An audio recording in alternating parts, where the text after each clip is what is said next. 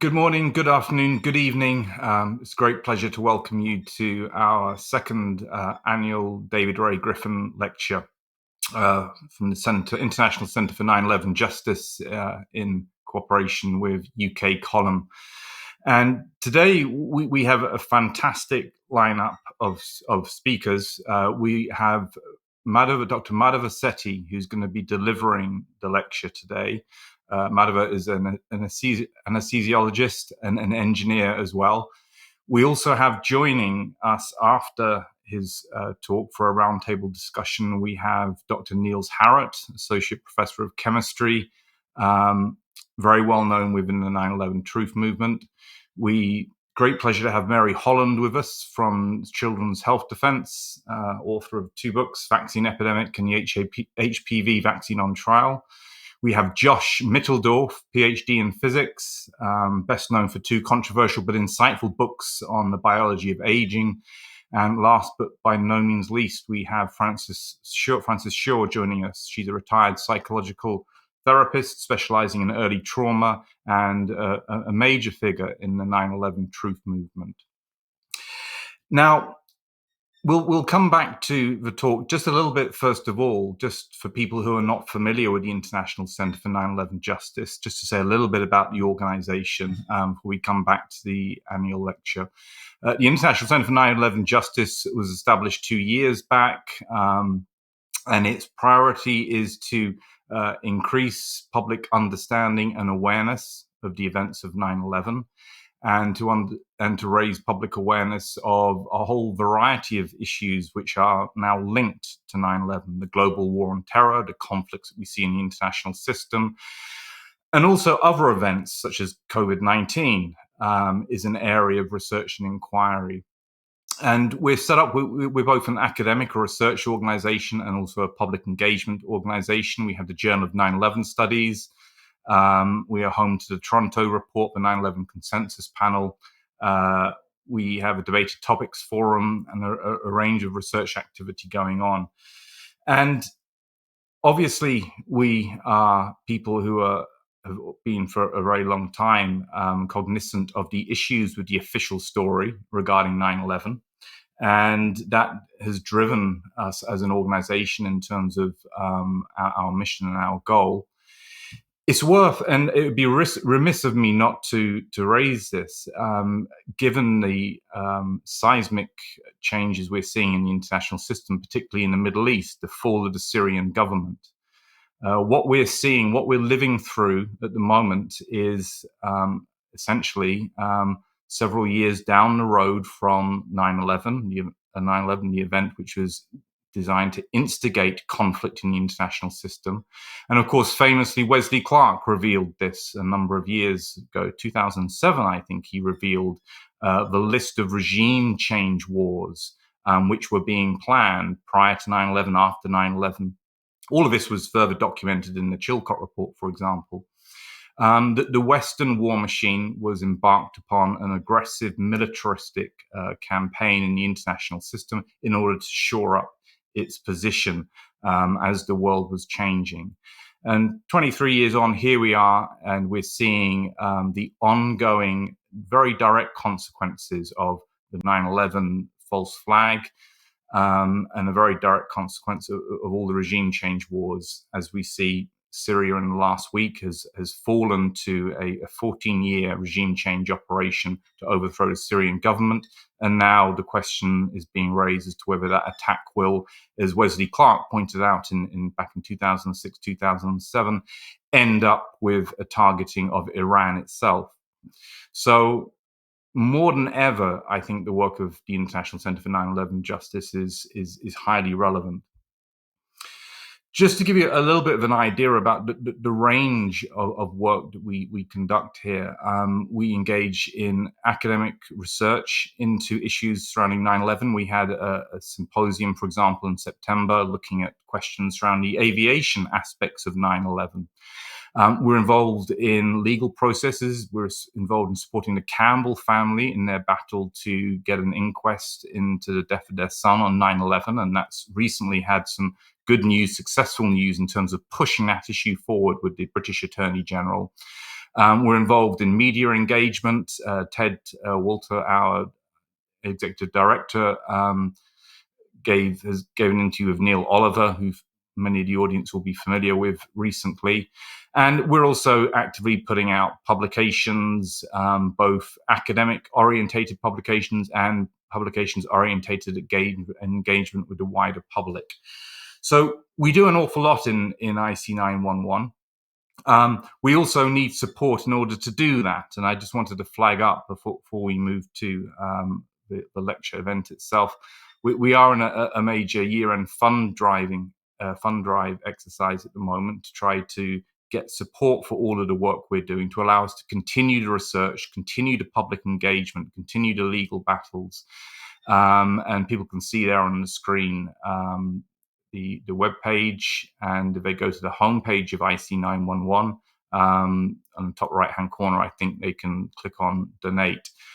We welcome all donations, large and small, and as I say, it is essential for us to be able to continue our work and the work we've been doing for the last 2 years and beyond that. So now let's bring ourselves to the event itself today. David Ray Griffin, many of you will be familiar with him, perhaps not everyone, but Professor David Ray Griffin, who passed away in 2022, was one of the first and was to become one of the most prominent academics who raised substantive questions about the official story of 9/11, the claim that Al-Qaeda attacked America on 9/11. And he made a major contribution in terms of books and in terms of public engagement, battling with the mainstream media, trying to get them to cover the issue. And this lecture series was established in order to pay homage to him, to make sure his name is remembered, and to also use it as a platform for these annual lectures where we can explore a wide range of issues beyond the immediate issues surrounding 9/11, immediate issues surrounding global war on terror, COVID-19, and so on.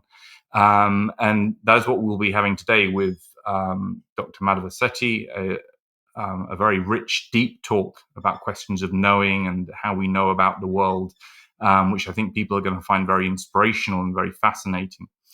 So he's the reason why we're here today, David Ray Griffin. Now, Niels Harrit, who I briefly introduced before, former associate professor of chemistry at the University of Copenhagen, major figure within the 9/11 truth movement, published more than 60 peer-reviewed papers. He was a member of the 9/11 consensus panel. And in the last 15 or so years, he's given talks in many, many countries around the world about the destruction of the buildings in New York on 9/11. Niels was also knew David Ray Griffin well. And before we get to Madhava's talk today, Niels wanted to say a few words about David Ray Griffin. So the floor is yours, Niels. Thank you very much.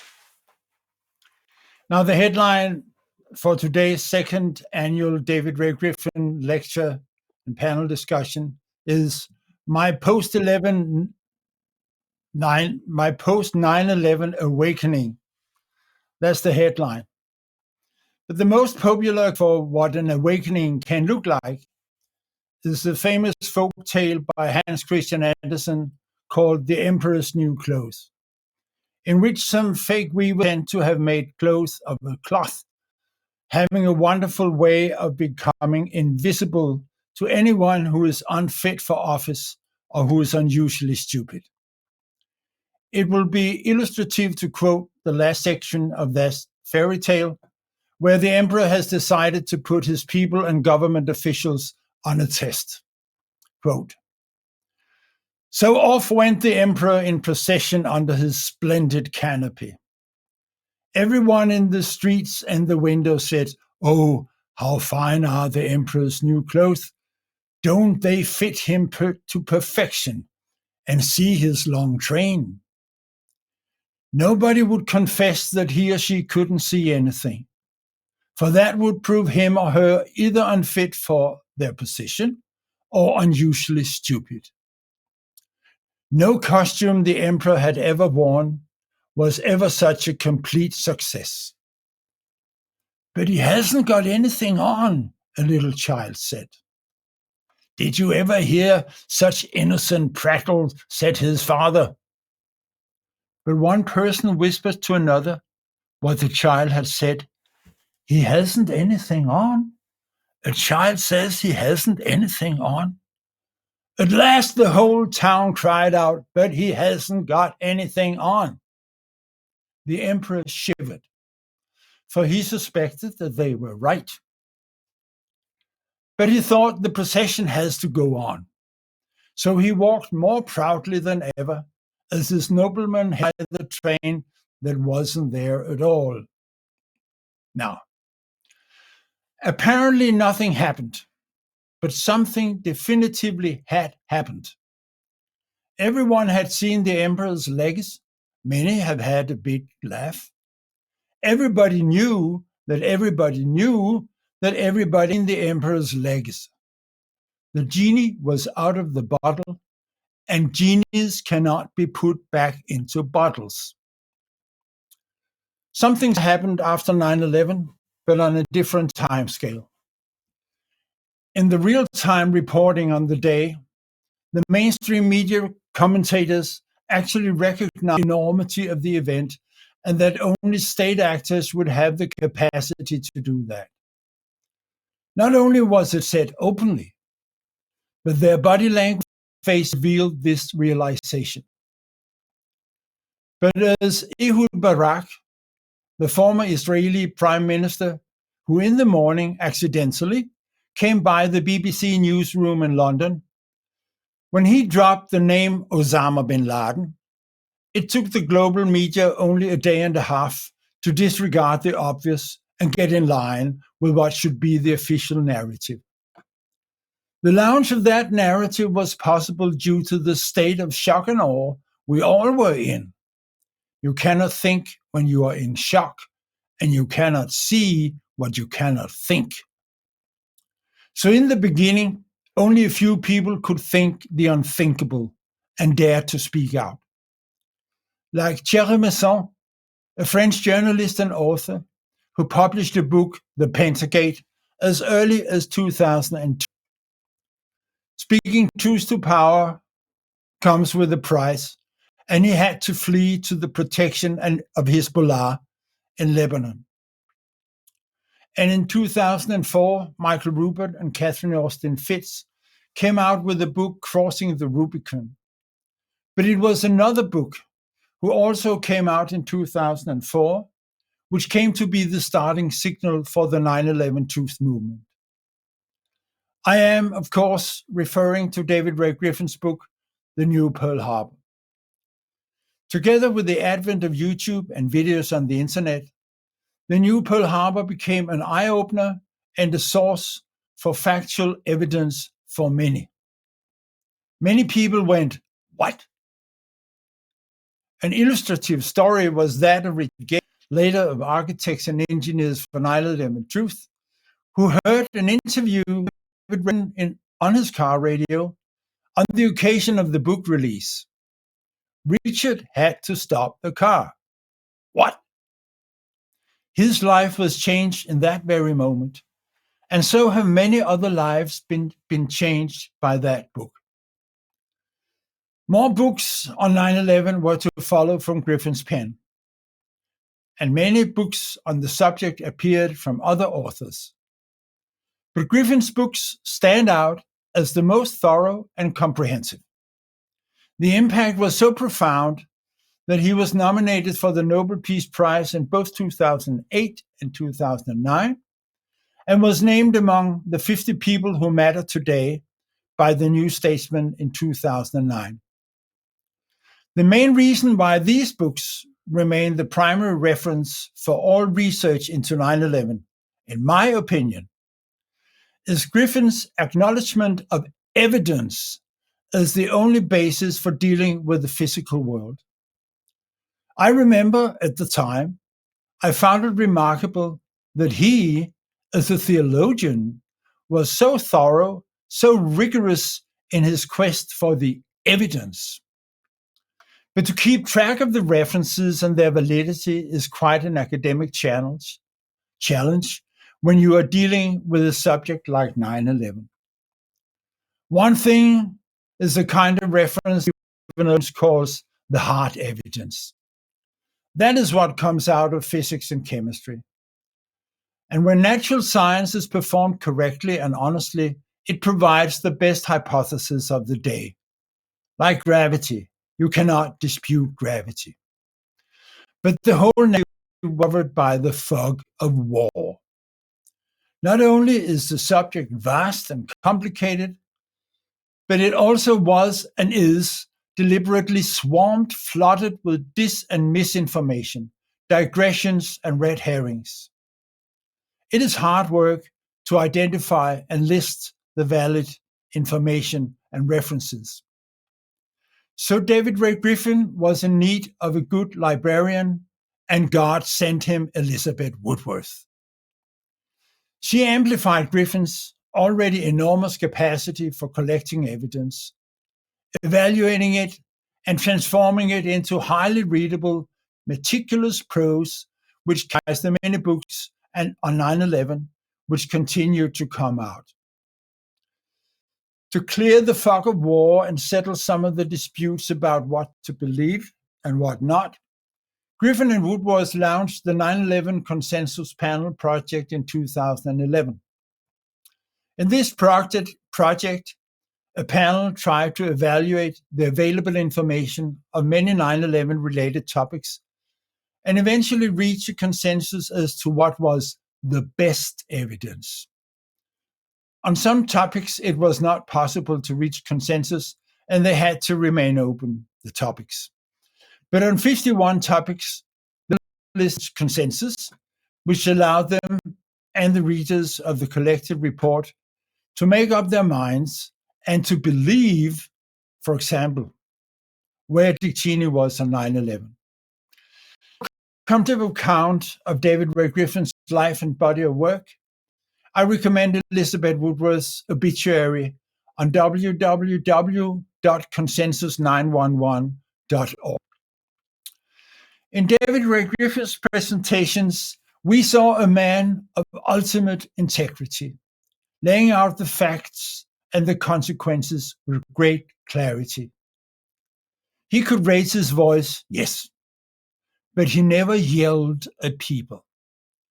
Griffin always tried to unite, never divide. Like, he did not reject the mainstream journalists, but try to interact and address their audiences on their premises. I agreed to that strategy. It was right at the time. We needed the press and should try to get them on our side. But time has changed. Now the only thing left for journalists and politicians is disdain. As David Ray Griffin also pointed out, is that truth is a one-way street. For instance, once you have understood the implications of gravity and have seen Building 7 go down in free fall acceleration, there is no way back. Or there will always be an internal child who tells the truth. Yes, it can't be hushed up. If you want to make a living out of lying, if you want to be a politician or mainstream journalist, you must compartmentalize in a voice. You must lock up your internal child. This is what George Orwell calls doublethink. Except for psychopaths, people don't want to lie. Deep within, most people, journalists included, don't want to lie.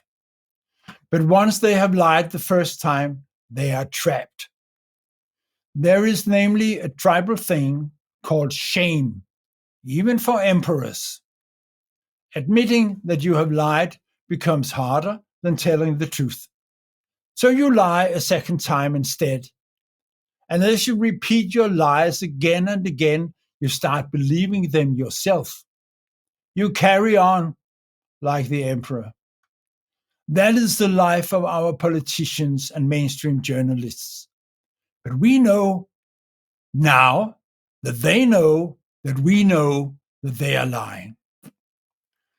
David Ray Griffin was everything our mainstream journalists and politicians are not.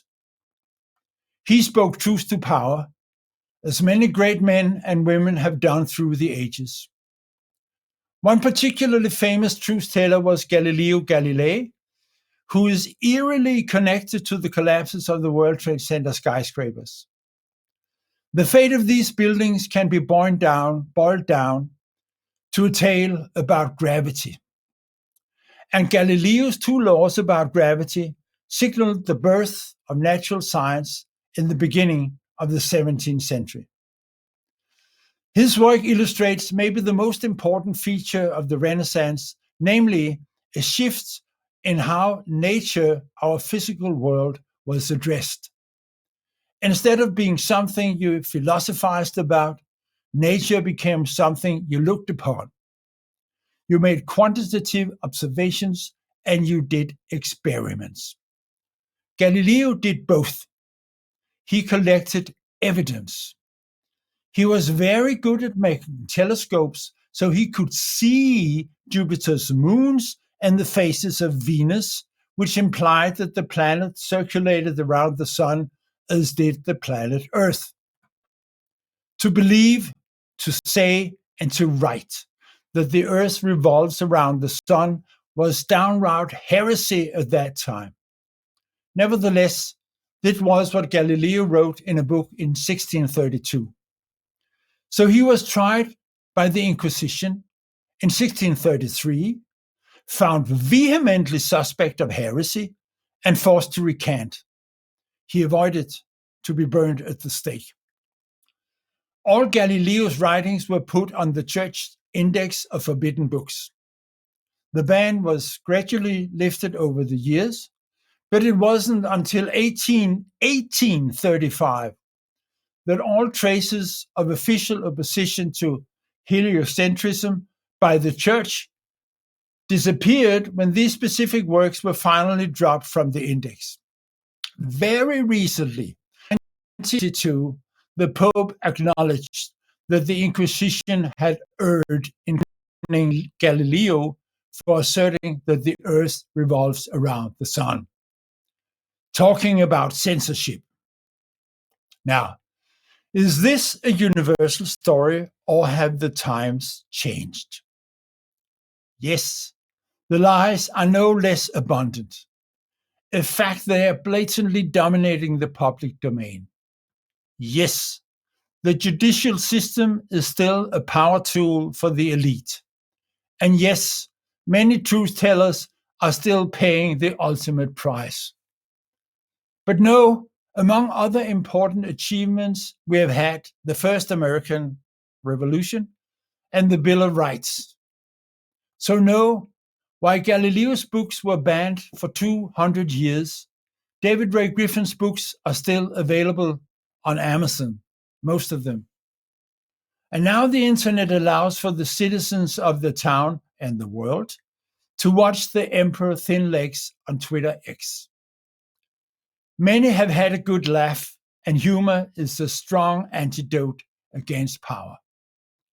Now the deep state is getting stripped naked by the day. I have never believed that 9/11 as a single cause could break the hegemonial empire of lies. I still expect that everything will come down in an avalanche. That 9/11 truth can be an important driving force in that process is understood when you recognize that the subject is still one of the rock-solid taboos in the public domain. An even stronger force and a more painful taboo prone to be dismantled is the so-called COVID-19 pandemic. It was and remains to be an attack on humanity. So there is some serious post-9/11 awakening yet to come, but the beacon of David Ray Griffin still shines. Thank you for your attention. Thank you, Niels, for those words of truth and courage. It's very inspiring. Thank you very much. Before we go to Madhava, I just want to quickly note, and Mike, if you can bring up the slide with David Ray Griffin on, that we will try to include some questions from the audience. We're going to have the roundtable discussion, obviously, after Madhava's talk. But if people send questions to the email question@ic911.org, we will endeavor to at least engage two or three of them after the talk. Now to the main event, and it's a great pleasure to welcome Madhava Setty. I gave a little bit of an introduction before. Anesthesiologist, engineer, quite a few strings to his bow. He's senior science editor at The Defender. He's also the science advisor at IC911, very proud to say. Involved with children's self-defense, author of Woke, Anesthesiologist's View, which is a systematic examination of the bias in science, history, the media, and our own minds. So very appropriate, therefore, the issues that Madhava is going to be exploring in his lecture. Without further ado, I welcome you, Madhava. Thank you very much for giving the second annual David Ray Griffin talk, and the floor is yours. Well, thank you very much, Piers, and thank you, Niels, for that most appropriate introduction to what I'm about to offer today, as you will all see very shortly. And it is a distinct privilege for me to offer my thoughts on this occasion, to honor a truly honorable person, a man with a prodigious mind and patience, Dr. David Ray Griffin. I had never heard of David Ray Griffin 7 years ago, when my wife casually showed me a 7-second video of the Salomon Brothers building dropping like a stone on September 11th. We were hosting an intimate dinner with two of our closest friends on a chilly New England evening in October. I watched the clip over and over again in silence, and I finally muttered, "It's being blown up." "Yep, they blew up the Twin Towers too," said our friend Nick. And I pried my eyes off of my wife's iPhone and looked at him. Who are they? You know, the psychopaths in our own government and other governments. They're a part of a cult that has been slowly working to control humanity for centuries, if not longer. You know, the Illuminati, the cabal. I looked him in the eye and asked, "Dude, what on earth are you talking about?" 2 weeks later, after learning everything I could about the official explanation and how it failed miserably to explain what was observed, the first thing I said to my wife was, "Dear God, what are we to do?" For the next week, we would lie in bed at night, covers over our heads, wondering who else knows about this and what might happen if we say something. If they could blow up 3 skyscrapers in Manhattan and get away with it, they surely have been silencing anyone who has tried to speak up about this, right? It didn't take long to realize that I wasn't alone, that people have been very public about demanding an independent reinvestigation of those events. Those of you in the audience, those of you participating in this roundtable, Piers Robinson, Kevin Ryan, Niels Harrit, David Chandler, Ted Walter, Richard Gage, Stephen Jones, Francis Shore, Graham McQueen. The list is very long indeed. And for every person who has had the opportunity to have their voice heard on large public forums, there are 10,000 more who are aware and have been endeavoring outside of the public sphere to tell the secret and expose the truth. However, it was David Ray Griffin who led the movement to expose the machinations of those who operate behind the scenes, outside of oversight and with limitless impunity. It was his courage that allowed me to pull the covers from my head and began writing and talking about it without fear of reprisal or worse. By taking such a bold stand so early on, Griffin offloaded the requirement for courage. After all, you don't need courage if there's nothing to fear but public rebuke, as opposed to a midnight visit from a SWAT team or a drone strike. In the years since, I have been most interested in understanding why, when confronted with the same evidence, some will ponder it and ask more questions, while others will discard it out of hand. I have spoken to more than my fair share of engineers who accept the absurdities of NIST's final reports on the Twin Towers and Building 7. I am surrounded by medical professionals daily who continue to support the CDC's public service announcements around the need for COVID-19 boosters, despite the fact that their guidance resulted in the worst COVID outcomes of any country. I have also spoken with hundreds of people outside the medical field who met unrelenting pressure to inoculate against COVID with unshakable resolve to not comply, and folks without a mechanical bone in their body who have no problems accepting the fact that the Twin Towers did not fall down, they blew up.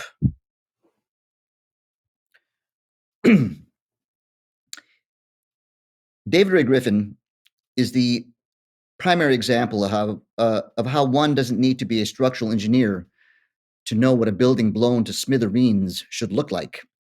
Why did it take a philosopher of religion to speak out against the pundits and talking heads so early on? The most obvious reason is because we are living in a world that is defined by doctrine and not logic or objectivity, one that has been crafted not by science as much as scientism. In the end, my best answer is this. It's not a matter of one's understanding of kinematics, exothermic chemical reactions, or the pitfalls of transfecting our cells with modified RNA. Most people are not experts or even have a working knowledge of science, yet they have to decide for themselves what is valid and what isn't, what is information and what is disinformation. For most, the only way to do this is by asking, does it fit into my overarching model of everything, my worldview? But what is a worldview?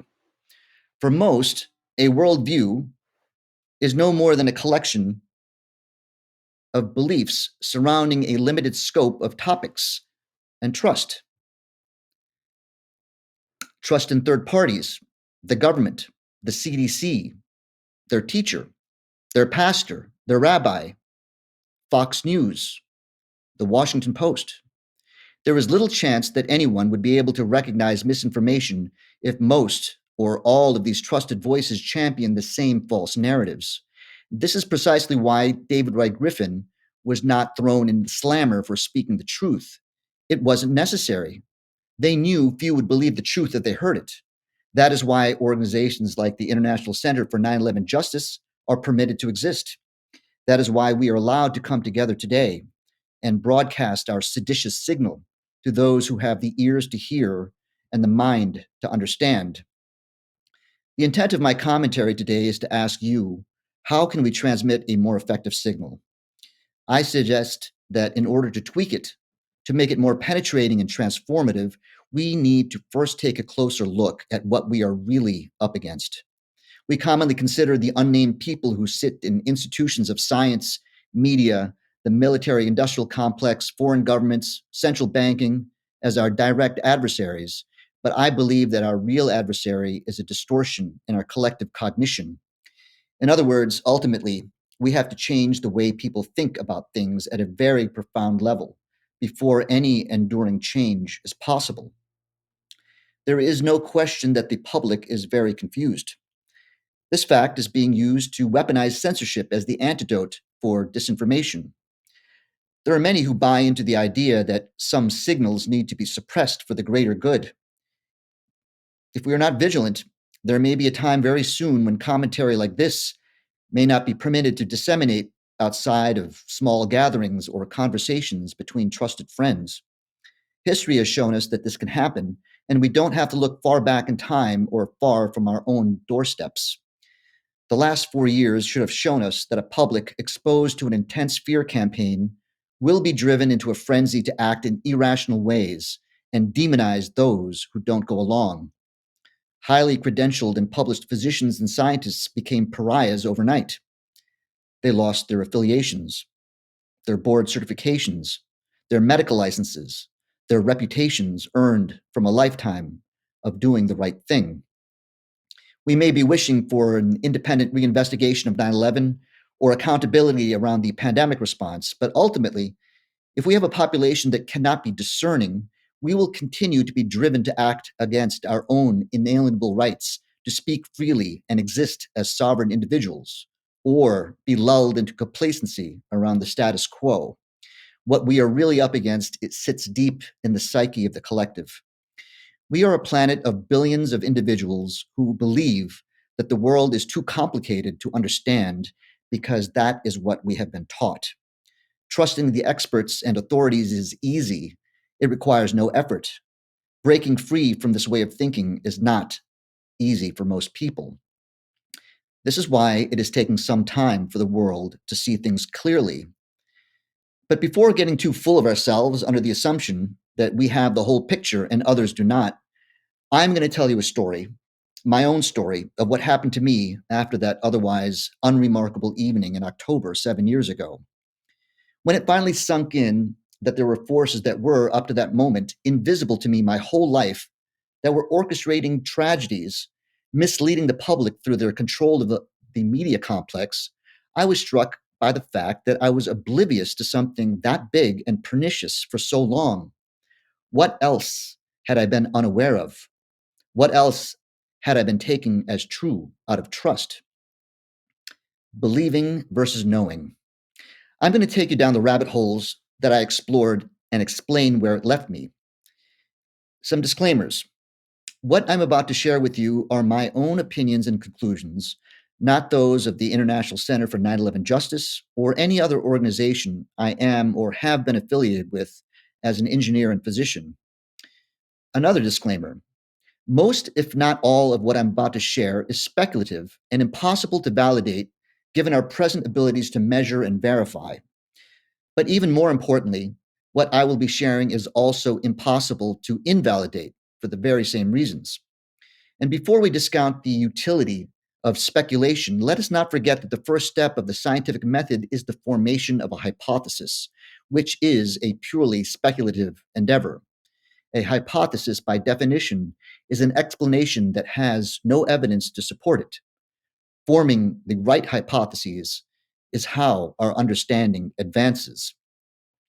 The rest of my commentary today is an invitation to see what comes up for you. No doubt that for some of you, everything I share has always been obvious. Some will find it new and intriguing. For others, it may seem preposterous and almost blasphemous to even consider. If you find that you are in that last group, I suggest that you may be confronted with the same barriers that arise for those who cannot accept that we have been misled around the events of 9/11 when we attempt to offer them information that runs counter to their programming. Please understand, I am making no demand that you agree with me. My intent is not to necessarily change minds. My intent is to change the way we think and to challenge you to discover where you may be stuck and perhaps find compassion for those who cling to their ideas out of their need for certainty or safety. So with that said, I went searching for the real reasons why a reasonably intelligent and educated person like myself had been wrong about very big things. It led to the first distortion, equating knowing with believing. Knowing versus believing. Is there a difference between the two? In the way I define it, there's a huge difference. For the purposes of this presentation and the discussion that follows, I define knowing as being aware of an immutable fact. Believing is trusting in a third party or holding an opinion that can be refined or dismissed when more information becomes available. The problem I noticed is that if my beliefs do not change for a long while, I regard them as things that I know. To demonstrate the difference, I like to refer to a poll conducted by the National Science Foundation in the United States in 2012. They asked approximately 2,200 Americans a series of questions, one of which was this: does the sun orbit the Earth, or does the Earth orbit the sun? 26% of respondents answered incorrectly. They believed that the sun went round our home planet once a day.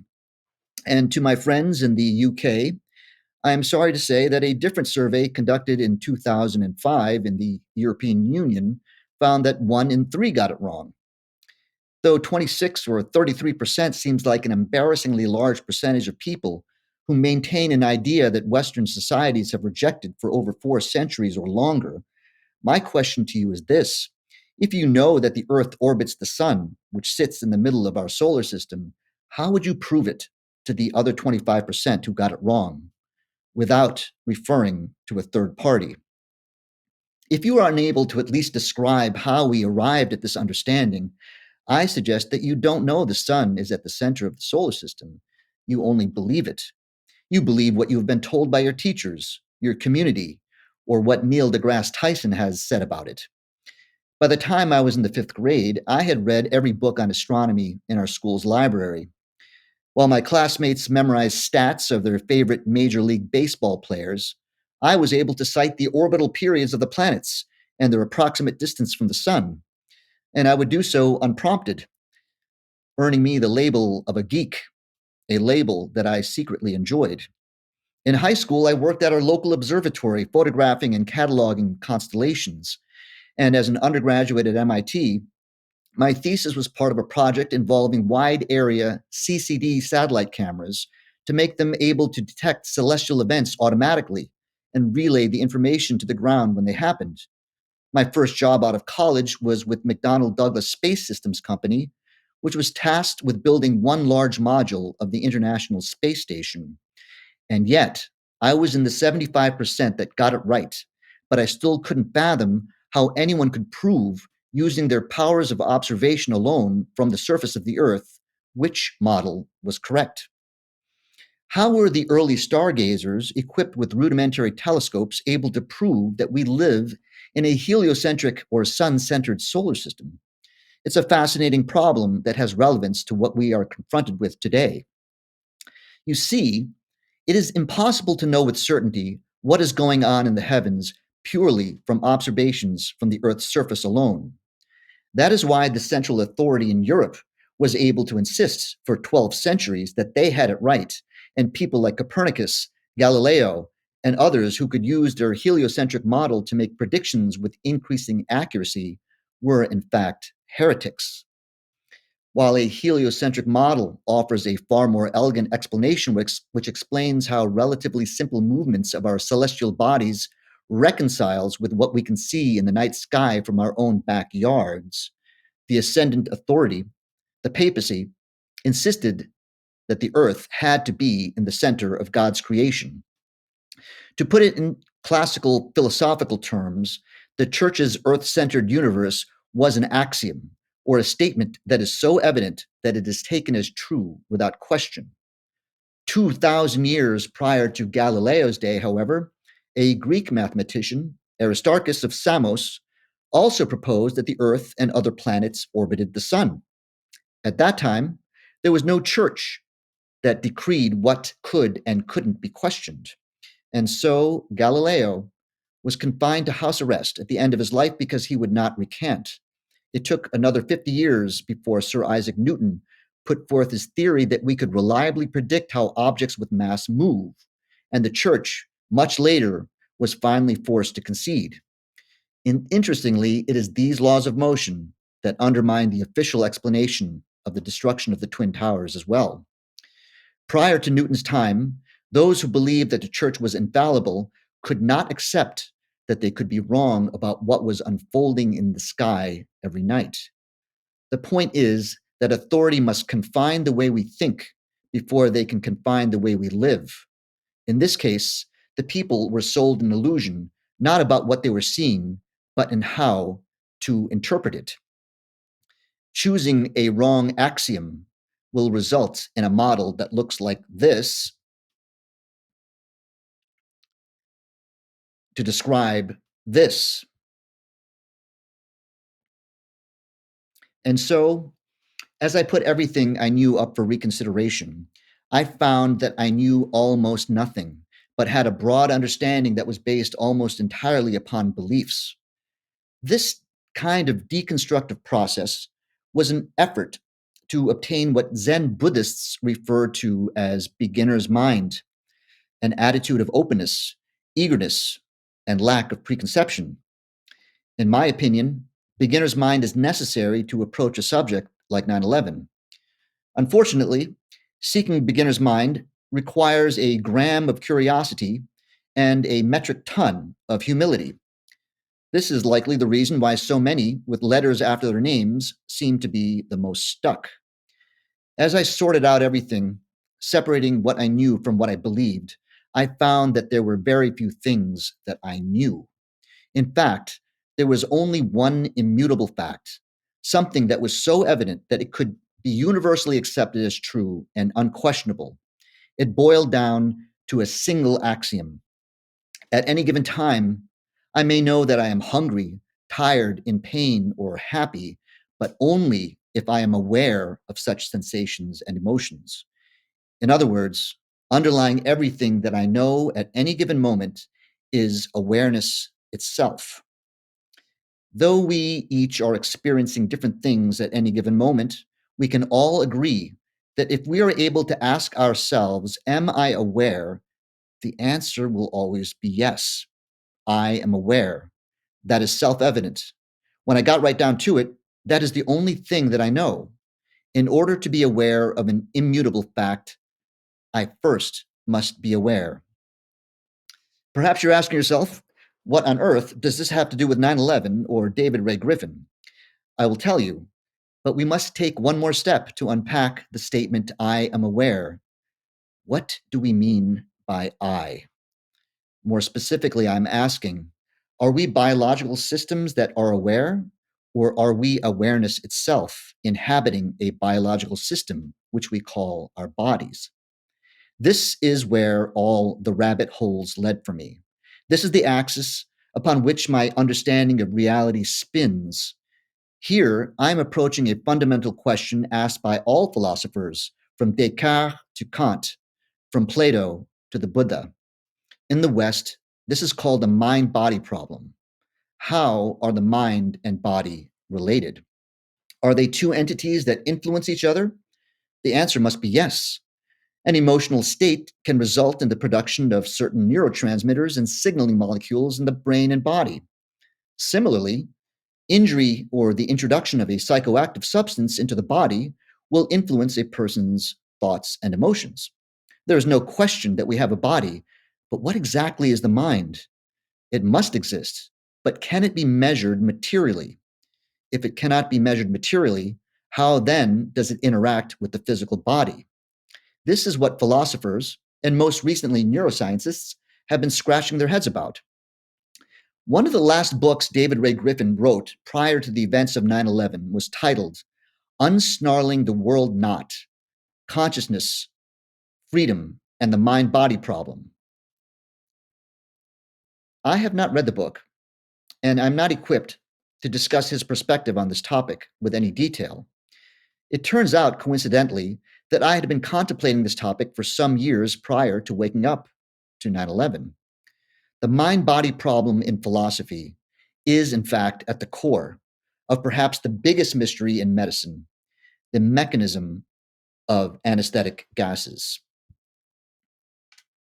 Anesthetic gases are one of the oldest classes of medications being used today.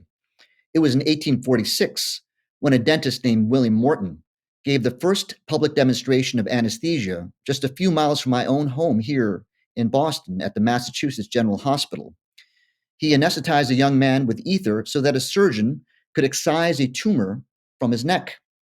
When he came to and reported no recollection of the event, it is said that many of the surgeons in the audience wept after witnessing this feat. Though some would argue that vaccines or antibiotics are the greatest contribution of Western medicine to humanity, I believe it is in fact anesthesia. Without it, none of the marvels of surgery could be possible, at least not mercifully. From hip replacements to transplant surgery to coronary artery bypasses, none would be possible without modern anesthesia. And the stunning thing is, 178 years later, we still do not understand how a gas like ether works. To explain why this is, I must first explain what the word understand means to medical orthodoxy. You see, Western medicine is actually based in a philosophical doctrine called materialism, the idea that everything, including awareness, is the result of matter interacting with itself. It is an axiom decreed by the medical orthodoxy, and challenging it expels you into the realm of pseudoscience. The most logical explanation as to why we have been able to map our own genome, but not understand how and why a person breathing 1 part in 50 of a modern anesthetic gas like sevoflurane is rendered unconscious, is because awareness is not a material phenomenon. Although we have identified certain structures in the brain that are active in awake people and dormant in the unconscious, that doesn't necessarily mean that these structures are the source of awareness. They're better thought of as structures that are active when consciousness is present in the body. When we apply the deconstructive approach of Western medicine to our brains, we will eventually find molecules interacting with other molecules. Does it make sense that our dynamic, multisensorial experience of being awake could be expressed materially? 178 years of searching has gotten us nowhere because our assumed model is incorrect. When you go looking for molecules, that's all you're ever going to find. If we broaden our examination of human experience to consider more extreme situations, another wrinkle appears. Near-death experiences are all characterized by lucid awareness that remains continuous during a period of time when outside observers assume the person is unconscious or dead. Sometimes patients who have experienced a near-death experience in a hospital or in the operating room can accurately recount what was said and done by people attending to them during their state of clinical death. They are able to accurately describe the event from an observer's perspective, often viewing their own body and those around them from above. There are thousands of such accounts, which come from interviews with hospitalized patients who suffered a cardiac arrest. Dr. Bruce Grayson, emeritus professor at the University of Virginia, and others have found that a significant percentage of patients who survived a resuscitation could recall some of the event. A smaller but not insignificant portion had very detailed recollections that cannot be chalked up to mere coincidence. This is more evidence that our bodies are not the source of consciousness, and that consciousness is not confined to our bodies. And if that weren't enough, we must contend with the work of Dr. Ian Stevenson and others. Dr. Ian Stevenson was a physician and professor of psychiatry at the University of Virginia School of Medicine for 50 years. He served as the chair of psychiatry for 10 of them. He is best known for his research into the study of reincarnation. During the course of his career, he assiduously compiled over 3,000 case studies of individuals who reported living on this planet as a different person prior to their current life. What is fascinating about these cases is that the subjects are not adults that claim they were pharaohs or knights that served King Arthur in a past life. The subjects are children who caught the attention of their families when they were very young. They would insist that they had lived rather mundane lives before, had families of their own, and recalled their previous name, details and location of their previous home, and occasionally the circumstances around their death. Often they would go ignored for some time, but their dogged refusal to recant their peculiar tales was a matter of some curiosity to their families. The fascinating part of many of the children in Stevenson's extensive case series is that the child's parents or others familiar with their story eventually stumbled across convincing evidence that the person the child claimed to have embodied in a previous life actually lived and died before their birth. Dr. Stevenson would attempt to authenticate the child's account through interviews with the surviving members of the family of the deceased the child claimed to have been. Sometimes extremely specific details of the previous life were confirmed, such as secrets that were kept between their old self and their spouse, or physical details of their previous home that would be only known to those who lived there. When the child was reunited with the family of the deceased, they could identify many of those in their old family and pick out the imposters that Stevenson had planted to test the specificity of their recall. In his 2,200-page, 2-volume tome, Reincarnation and Biology, 225 case reports of children who remembered previous lives and who also had physical anomalies like birthmarks that matched those previous lives, details that could, in some cases, be confirmed by the dead person's autopsy, and photos were presented. More convincing evidence that we are in fact entities that are aware, and that awareness is primary and our physical bodies are secondary. While we may dismiss Stevenson's lifetime of work as unscientific or a scheme to confuse us with fanciful ideas, on what grounds would we do this other than our own sacred beliefs? These beliefs may be sacred, but they are merely beliefs and not immutable facts. Moreover, we are still confronted with the centuries-old mystery of anesthesia. We can package genetic instructions into lipid nanoparticles that co-opt our cellular machinery to crank out perfect spike proteins weighing 200,000 daltons each, yet we don't know why a simple molecule like diethyl ether puts us to sleep. I'm an anesthesiologist, and I have chaperoned 20,000 patients to a state of deep unconsciousness and back to their baseline interactive state using modern anesthetic gases like sevoflurane, also a relatively tiny halogenated hydrocarbon, without knowing how it works. I believe we will never discover its mechanism using the paradigm we have adopted. I believe we as a species are reincarnating. It's a belief. It's not an immutable fact. It's a hypothesis that reconciles our inability to identify the mechanism of inhaled anesthetic agents, near-death experiences, and the uncanny stories coming from the mouths of babes. Given the fact that we can't know, what working model should we adopt, given the nature of the horrific events that seem to be unfolding with increasing frequency? 9/11 was the most audacious act of a long series of false flag events that pit armies and ideologies against each other with devastating consequences for humanity. Each subsequent tragedy galvanizes our idea that we are a belligerent species, that new wars must be waged to avenge the lives lost from previous ones. Warfare is perpetuated. Each conflict reaffirms that peace is just a pipe dream that can never really be achieved because of our differences, while at the same time, each conflict reifies those differences. Imagine what would happen if we collectively agreed that we have always been reincarnating. Those of us alive today would have been responsible for at least some of the horrific events in human history. Some of us here today would have been the victims, some the perpetrators, some the bystanders who thought they were powerless and watched it happen. The problem is that we cannot know who is whom. The only reasonable course of action would be to drop our weapons and the labels we use to separate us from them and forgive each other.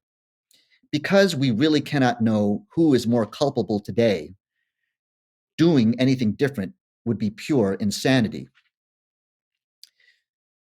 The truth of the matter is that in order to reap the benefits of this world, this worldview, we don't have to know we are reincarnating. We just have to believe it. And it begs the question, what is in our way besides our own heretofore unchallenged beliefs about these things? The wish not to believe, Stevenson himself once said, can influence as strongly as the wish to believe. I'm not an expert in the so-called secret societies that purportedly possess hidden knowledge they use to manipulate the rest of us. But if there were such societies and secrets, the understanding that we have been reincarnating might very well be a significant part of the hidden knowledge they possess. Imagine the power a small group could wield if it understood the intricacies of reincarnation upon a world that believed that death was the termination of their existence and that their identity was defined solely by their present race or religion. At the very least, accepting that we are, in our essence, something that transcends the death of our bodies offers us a potent weapon against the very real interests that use fear to extinguish our ability to reason, so that we accept the only solutions they offer. A population that isn't afraid to die is very, very hard to control.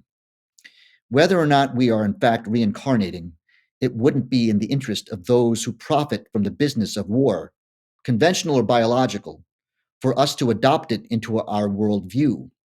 I hope that, in and of itself, will give us reason to pause and consider this openly. There is another substantial benefit in accepting reincarnation.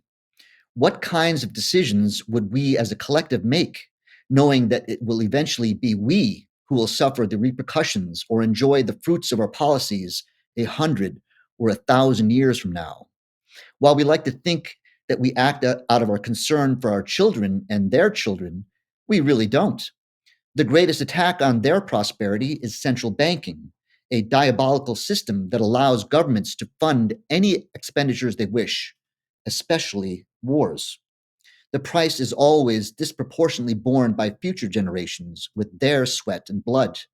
We could dismantle central banks right now, but we don't. Perhaps we would if we knew that we and no one else would be shouldering the debt of what we're incurring today. The Federal Reserve is the central bank of the United States. It was brought into existence almost exactly 111 years ago this day through the efforts of the wealthiest men in the country, one of whom was J.P. Morgan. Morgan was a chief architect of the Fed and of the first false flag of the 20th century. The United States entered World War I after the Lusitania, a massive British liner with 195 American civilians on board, was sunk by a German U-boat attack. Prior to setting sail from New York, the Lusitania was loaded with tons of weaponry, including 6 million rounds of ammunition purchased with funds raised for England through J.P. Morgan's investment house. This was done in broad daylight, with the ship's manifest a matter of public record.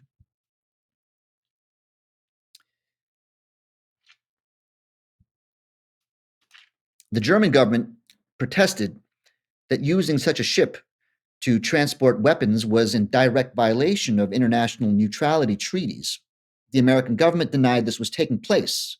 The German embassy then appealed to the American public directly, placing ads in newspapers, urging them not to book passage on the Lusitania, as it represented a strategic target that would fall under German attack. The U.S. State Department prevented these warnings from being run, and only one escaped the State Department's censorship of the warning. It ran in the Des Moines Register. At this time, J.P. Morgan was profiting from selling English and French bonds to American investors to raise money for their war effort against Germany. In addition, the two countries spent significant sums on products purchased from companies in Morgan's control. When it became clear that Germany was nearing victory through their control of shipping lanes in the Atlantic with their U-boats, Morgan's income stream was threatened. England, France, and the American investing house knew their causes would only be saved if the United States entered the war against Germany. At the time, this seemed a practical impossibility, as Woodrow Wilson, approaching re-election, was riding a broad anti-war sentiment sweeping the country. This all changed when the Lusitania sank. The details of this disaster are disquieting. After crossing the Atlantic, the Lusitania was to be met by a flotilla of British destroyers to protect it from a certain U-boat attack. The destroyers never showed up, and the fate of the ship and its civilian passengers was sealed.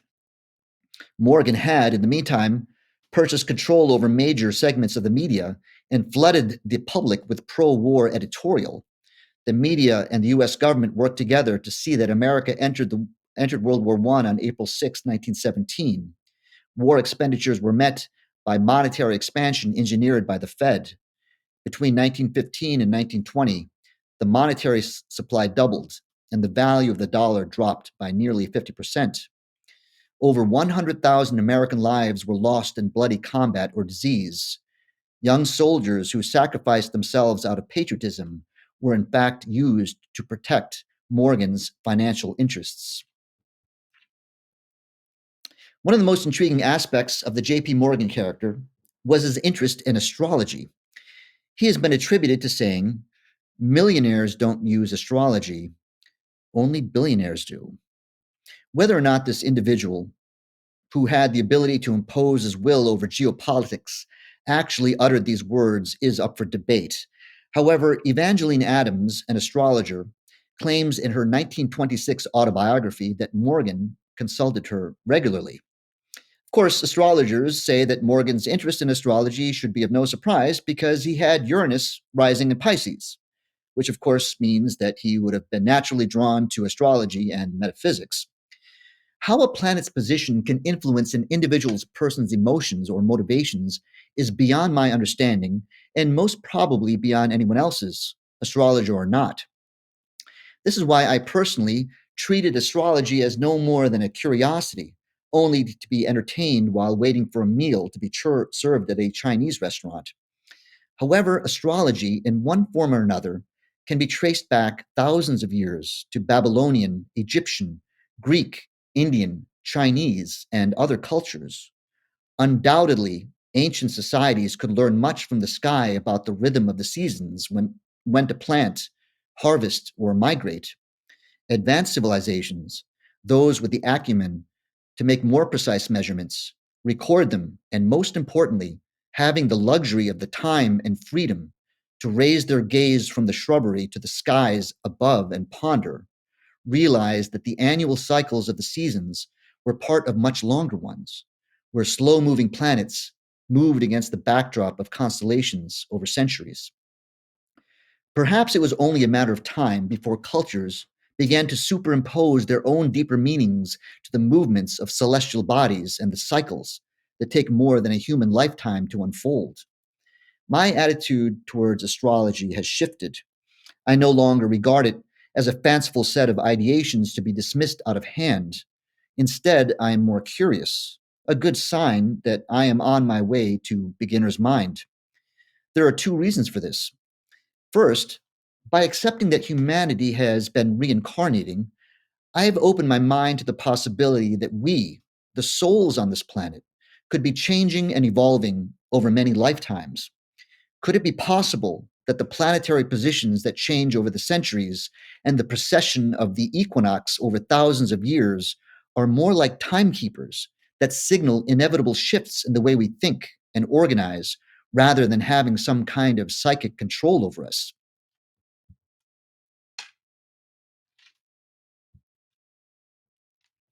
Earlier this year, I had the good fortune of experiencing a total solar eclipse. This kind of event has some significance in astrology. Says one astrologer, quote, "Eclipses are a time of unexpected changes. They'll show you where in your life you've been holding on to something that is past its prime, trying to force something to go in a direction it's not supposed to." The very next day, April 9th, a senior level editor and reporter at NPR, Yuri Berliner, wrote a scathing article which criticized the bias in reporting he witnessed at the news organization favored by the intelligentsia in this country. Within the next month, at least three remarkable events took place. The New York Times published an article titled, "Thousands Believe They Have Been Injured by the COVID Vaccine. Is Anyone Listening?" which acknowledged the possibility of COVID vaccine injuries for the very first time. Former CNN anchor Chris Cuomo, who endlessly derided the unvaccinated and their foolish notions that COVID could be treated with repurposed drugs, admitted that he was wrong and was taking ivermectin to treat his long COVID. Peter Daszak, president of EcoHealth Alliance, the infamous organization funded by the NIH to do gain-of-function research, was found guilty of obstructing investigation into the origin of SARS-CoV-2 by a congressional subcommittee. Of course, these could all be coincidences unrelated to the solar eclipse in North America. Last month, the former planet Pluto entered the sign of Aquarius, where it will remain for the next 2 decades. To astronomers, this is nothing to write home about. Planets and lowly objects like Pluto are constantly moving in and out of zodiac signs as they and the Earth orbit our sun. But to astrologers, this represents an enormous shift in our collective psyche. They tell us we are in for a ride. They say that the focus will shift towards dismantling outdated hierarchies, making way for a society that thrives on inclusivity, collaboration, and forward-thinking solutions. It's a powerful push towards a future in which collective dreams take precedence over individual gains, challenging us to rewrite the rules and rally together for a better, brighter tomorrow.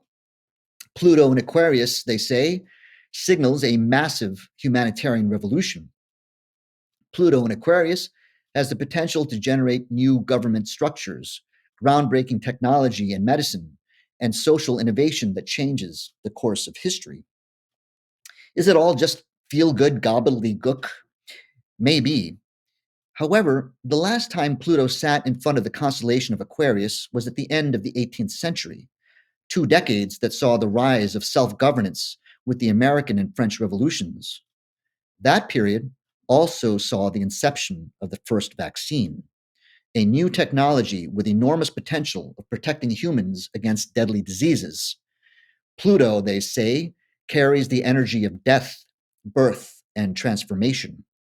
240 years ago, Pluto heralded a disruption in the hegemony of the ruling class and the idea that people would forever be threatened by pestilence. Is it just another coincidence that now both vaccines and self-governance are up for serious reconsideration? We are now waking up to the reality that neither are what we thought they were. Vaccines have the potential to both help and harm. Self-governance can liberate, but only if the individual does not advocate for restrictions upon their own freedom. Finally, on a much grander timescale, humanity is entering the age of Aquarius. For the next 2,000 years or so, when we gaze east on the first day of spring, it will be the constellation of Aquarius and not Pisces that will appear at dawn behind the rising sun. Astronomically, this gradual shift through the 12 zodiac signs over 26,000 years is due to the wobble of the Earth's axis, or axial precession. Astrologers have not come to any consensus about when exactly this new age will be upon us, if it isn't already. However, there is agreement that the age of Aquarius will see a rise in cooperative effort, an emphasis on the collective and not the individual. Intriguingly, this age will see a shift from top-down to bottom-up solutions to our problems. Astrologers say that the tendency for the masses to follow leaders and institutions in the age of Pisces will be upended. I believe we are seeing this happen in front of our eyes. Trust in legacy media, political leaders, and the medical orthodoxy is crumbling, making it necessary for us to make sense of things for ourselves. We are witnessing the growth of independent thought because the alternative is simply no longer acceptable as it once was. The birth of the internet has made it possible for ideas to spread quickly outside of hierarchical control. This is perhaps the biggest bottom-up response to the control the top has had over the way we think. Sense-making no longer has to be outsourced to third parties. Transactions, which could only until recently be validated by a centralized authority, can now safely, securely, and anonymously take place through blockchain technology, which leaves validation to the collective. It's another bottom-up solution. In other words, the arbiter of truth when it comes to the exchange of ideas or wealth will be the collective and not an authority. A massive shift is upon us, and it is very possible that this shift has been inevitable. If the forces that have run the planet for the last 2,000 years saw this coming, I suggest that their only play would be to see that the shift would work to their advantage. Isn't that why the World Economic Forum, which brings the most powerful and influential persons, politicians, and organizations together to set an agenda for the rest of us, has been talking about a great reset? Top-down solutions are quickly becoming antiquated. In order to cling to the old ways, authority has only one strategy: to keep us divided and angry and fearful of each other. I see obvious similarities between today and Galileo's time, when an inaccurate model of reality was being imposed upon a trusting public. Today, the public is being fed another inaccurate model of reality, that we live in a world that is divided by insurmountable barriers in the way we think, the way we live, the way we worship, the way we vote, the way that we look. We have been programmed to think that these barriers make conflict unavoidable. If conflict is unavoidable, perhaps it is better to fight on our terms and not someone else's. Preemptive strikes must be considered. Bombs and missiles become regarded as deterrents and not the instruments designed to destroy human life that they are. If there were a way to achieve peace, it would have to be through war, right? This insane model can only flourish in a species that has been deeply programmed. 400 years ago, the spell that the public was under broke because of a new understanding that came out of left field. Then it was the theory of gravitational attraction, an understanding that the objects in the sky were not just inextricably linked by an invisible force, but that they moved in concert with each other, with a predictable cadence and patterns that unfold over centuries or longer. Separation gave way to connection. What will be the radical discovery of our time that blows away the idea that war is necessary, that it is only logical to assume a competitive posture with everyone else? Whatever it will be, it will undermine the idea that we are separate, that we are different from each other. Is there anything that transcends skin color, ethnicity, political affiliation, and cultural identification? Whatever it is, it cannot be seen or measured. It has to be intuited. I believe we are being shown this by the oldest souls on the planet, the children whose recollections are older than those of their own parents. So to conclude, I want to say that I am extremely hopeful that we are headed for an incredible future. I think it is inevitable. It's only been 7 years since my eyes opened to the real state of the world through an open re-examination of 9/11. In that short time, I have seen a substantial shift in how people regard the idea that something fishy happened that day. For those of you who have been on this road for 2 decades or longer, I applaud you and your persistence. 23 years is a long time. But I want to remind you that it's only the blink of an eye when it comes to planetary transformations. If the astrologers are correct, we have entered a new age where individuals will have to see things for themselves, using their own powers of discernment. How can we best nurture the shift? We have no predecessors. We are the pioneers of this time, and we must take this responsibility seriously. We are trying to change minds on a large scale. What happens when we regard 9/11 not as a setback, but as an event that has catapulted us ahead? Pharmaceutical companies spend billions of dollars to prove that their products exceed the efficacy of a placebo, a benefit offered by a mind that expects to feel better. It's a powerful benefit, much to the dismay of Merck and Pfizer. What might happen if we collectively accept that our efforts are not in vain, but have been destabilizing to a power structure that is quietly in full retreat? What happens if we drop our frustrations around the pace of our progress and instead know that we will enjoy the fruits of our work in this lifetime or the next? Thank you all for your attention this afternoon. And thank you, UK Column, and my friends at the International Center for 9/11 Justice, and my deepest gratitude to Professor Griffin. I would like to think that you too tuned in today. Thank you. Thank you, Madhava. That was a fantastic, expansive talk. I mean, we'll move to the roundtable discussion, but as we might get set up on that, I mean, it reminds me of the importance of this concept of radical skepticism. I mean, so many of us are caught up in very immediate struggles, whether it's truth about 9/11, truth about the wars that we're involved in, and so on. And it's very, very difficult when we're caught in these battles against power to actually have the time to sit back and to engage in that kind of radical skepticism and thinking sort of more broadly about deeper processes. And I'm very intrigued by this idea of elites knowing things that we don't, whether it's the astrological issues which you raised, and that being used in order to manipulate, because we know for sure that there's a deep state, and we know, in a sense, our understanding of it is very, very limited. So that idea that there's knowledge there that we don't know about, and it's used against us, I think is something which is very intriguing for me and worth exploring. I suppose my sort of key question, just to kick the discussion off with, and we'll go into the full round table, is just a straightforward question on structure agency. You know, the idea that sort of, if there are these deep level processes or astrological processes, you know, what does that mean for the question of our ability to determine our direction and so on? How much agency do we have, or how much are we sort of, in a sense, at the whims of these changes, astrological changes?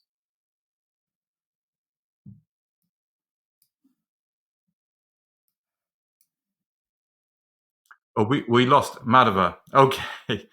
Should we give him a minute or two to return? Okay. Well, okay. Let's. Madhava, I'm sure, will be joining us again. I'm sure there's a temporary glitch. Does anybody want to kick off? Madhava is back again. I ran into the deep state. Apparently, You ran into the deep state. Did you pick up what I was asking? I think you'll have to go back about 20 seconds. Yeah, no, I was just sort of getting the ball rolling with the discussion in terms of the question of structure and agency. You were talking about sort of astrological processes and so on, and I did say, you know, I found it very intriguing, the idea that the elites, the deep state that we're up against, know things that most of us don't, and use that against us, and so on. But you know, this underlying sort of basic social science question of structure agency, given if there are these astrological processes which move us through different phases and so on, how much agency we have within that. Well, you know, that's left to be seen, but I think the important thing here is to consider the fact that this may be how it's working. And if I think there's a great amount of utility in, first of all, opening your mind to the way that this could possibly be happening. And if it is happening that way, this should give us a tremendous amount of hope, because that's what they're saying. And the idea that we're forming collectively, and we're collectively coming to an understanding of what's going on, should be of tremendous hope for us. And it also is important to realize that we are sort of moving away from an environment where we have to be competitive and hate the people who are standing in our way, and realize that it is going to unfold in ways that we don't necessarily know, and it may take longer than we realize.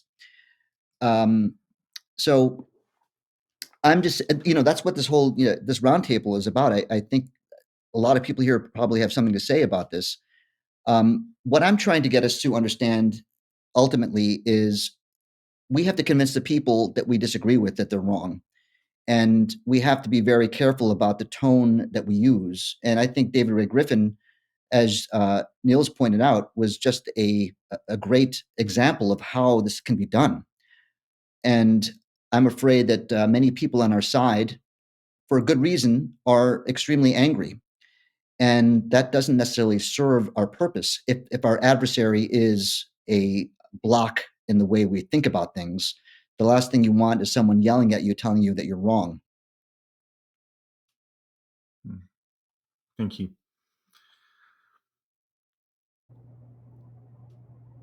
Our other panelists, Mary, Niels, Josh, Francis. Mind-expanding talk, undoubtedly. But reactions, thoughts, ideas? May I introduce a Sure, Josh. brief? So here's a quote from Charles Eisenstein that answers this obvious paradox. How can there be these forces of destiny and individual freedom, individual self-determination? Here's what Eisenstein says. It's impossible that your mission will fail, yet its success hangs on your own actions. The fate of the world is in your hand.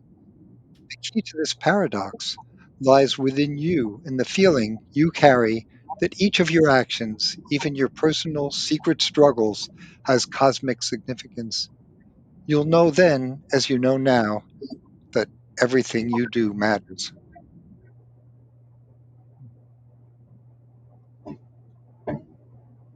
Mhm.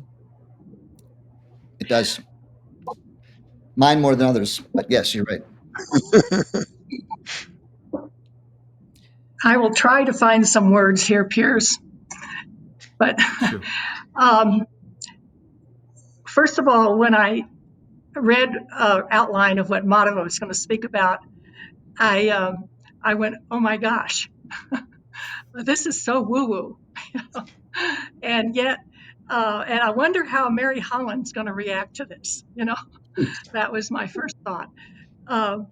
And yet, as a psychotherapist, well, not as a psychotherapist, just as a human being, I have studied all the things he's talked about. In my 20s, I studied astrology. I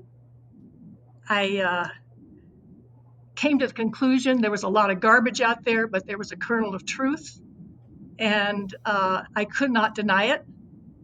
And I've probably watched 100 or more near-death experiences and studied some of the research. I've studied spiritual transformative experiences and had some myself. And from my own experiences of understanding the unity of all of us and the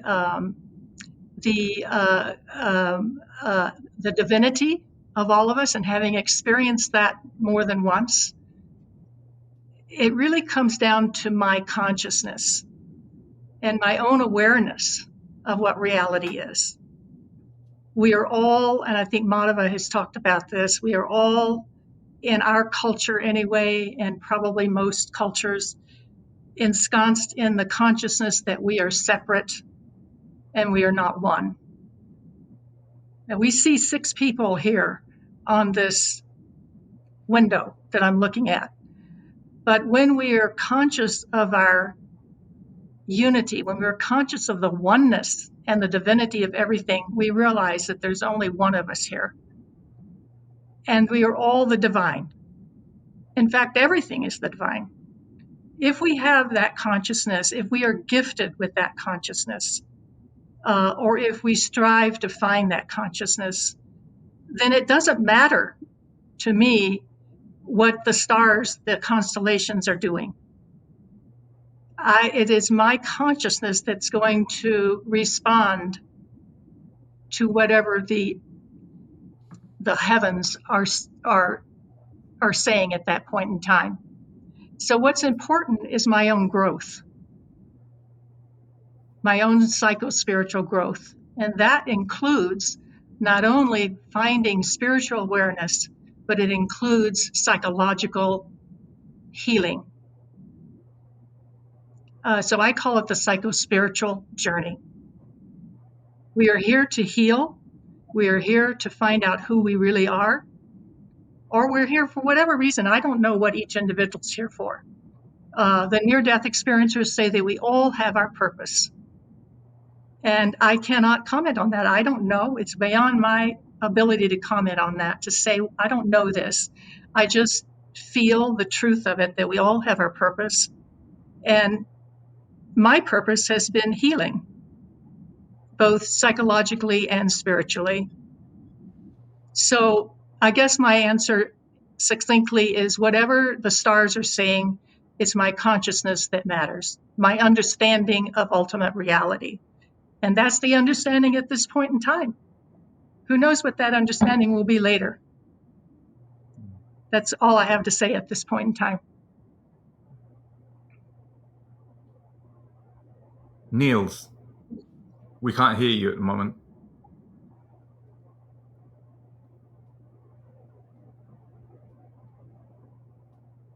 Maybe it's better. Maybe it's better now. Good. Yep, that's good. We Right, can hear you loud and okay. clear. Regarding consciousness, if we take Madhava's splendid lecture from the top, regarding consciousness, I have a point. Maybe it's valid or not, but I believe that consciousness, human consciousness, is profoundly tied to language. It's simply on the word I. And I believe that without language, there is no consciousness. I don't believe a dog knows that it's a dog. Yes, the tail hurts, but a dog doesn't know that it is the dog's tail. It doesn't know that it's their tail. And like I've had small children, and when the newborns, if you look them into their eyes, their gaze, it doesn't yield. You can look a baby right into its eyes and it holds the gaze. But once they start speaking and they learn languages, at some point, the gaze just yield. Means that you have violated a barrier. And I believe that that is the conscious self awakening in the child. Okay? So it makes language very, very important. Regarding all the other things, I think this is a matter of life, how you view life. There are many ways of viewing life, and we are getting into religious territory here, which maybe is not very useful because we are all different. But the thing about the language and consciousness is one thing. Another thing I think relevant to Madhava's lecture may be I think that the distinction between knowing and believing is not very useful, since you believe everything you know. Maybe it's more appropriate to think there are different kinds of beliefs, namely those based on evidence and those not based on evidence. Okay, that's two balls I'm throwing up here. Consciousness and language, okay? Mm-hmm. Are you hearing me? Yep. Okay. Well, yeah, those are very interesting ideas, definitely, especially about language. What I would like to say here is something that is extremely pertinent with regard to the fact that we are reincarnating and potentially we are souls that are as old as the stars themselves. We actually don't know. But it allows us to consider the fact that the stars, let's say, and the galaxies are all connected. They all influence each other. What's to say that consciousness itself, as present in individuals, is in fact also connected? And this brings about a general idea that I'm trying to put forward, is that if there is an evolution that's happening right now on the planet or outside of the planet in larger spheres, it's about coalescing around things. It's coming together and finding connection. And I would say it's an artificial level of separation that they, if you want to call it the deep state or the forces that want to control us, they're artificially inserting division, whether that be by nation, vaccine status, whether or not you mask. It's all about pulling us apart, because that is the way that they can exert control. And what I would like to say here is it's not just about us as people, it's about us as ideas. For example, I'm going to tell you a story, a very short one. I was at my my college reunion last year, and the people there were extremely, extremely intelligent. And they were most of them were tech guys, and they were millionaires 100 times over. And when they asked me what I've been up to, I told them that I was, challenging the CDC's position on COVID, and I was trying to illuminate my doctors, my colleagues, about what was going on. And they were very interested. And they accepted the fact that they really didn't know enough about what was going on. And then later, the topic turned to 9/11. And what was interesting there was they entertained it for maybe 2 or 3 minutes, but then they realized that I was seriously attacking the conventional narrative.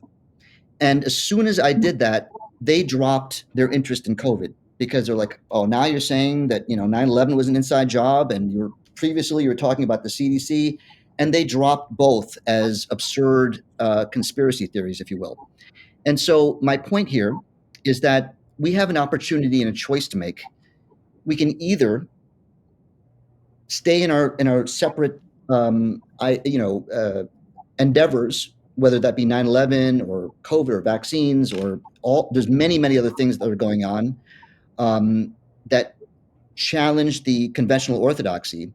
And all of us have to make a decision as to, do we put ourselves out there as opponents to all of these things, or do we stay focused in our particular endeavor?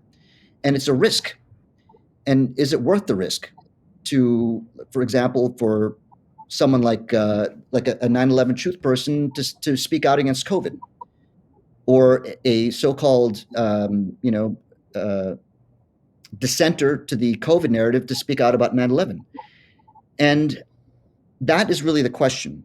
But if we're looking at things from a deeper and larger perspective, it seems like the idea is to come together as opposed to stay separate, whether that be in our own countries or affiliations.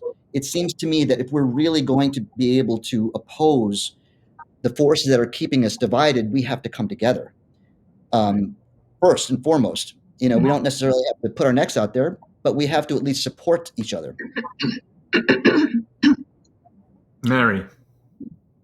So I thought it was a great discussion of Professor Griffin and Madhava, a great far-ranging talk. And to your point specifically, when we challenge everything at once, it's very overwhelming to people. And yet, for me personally,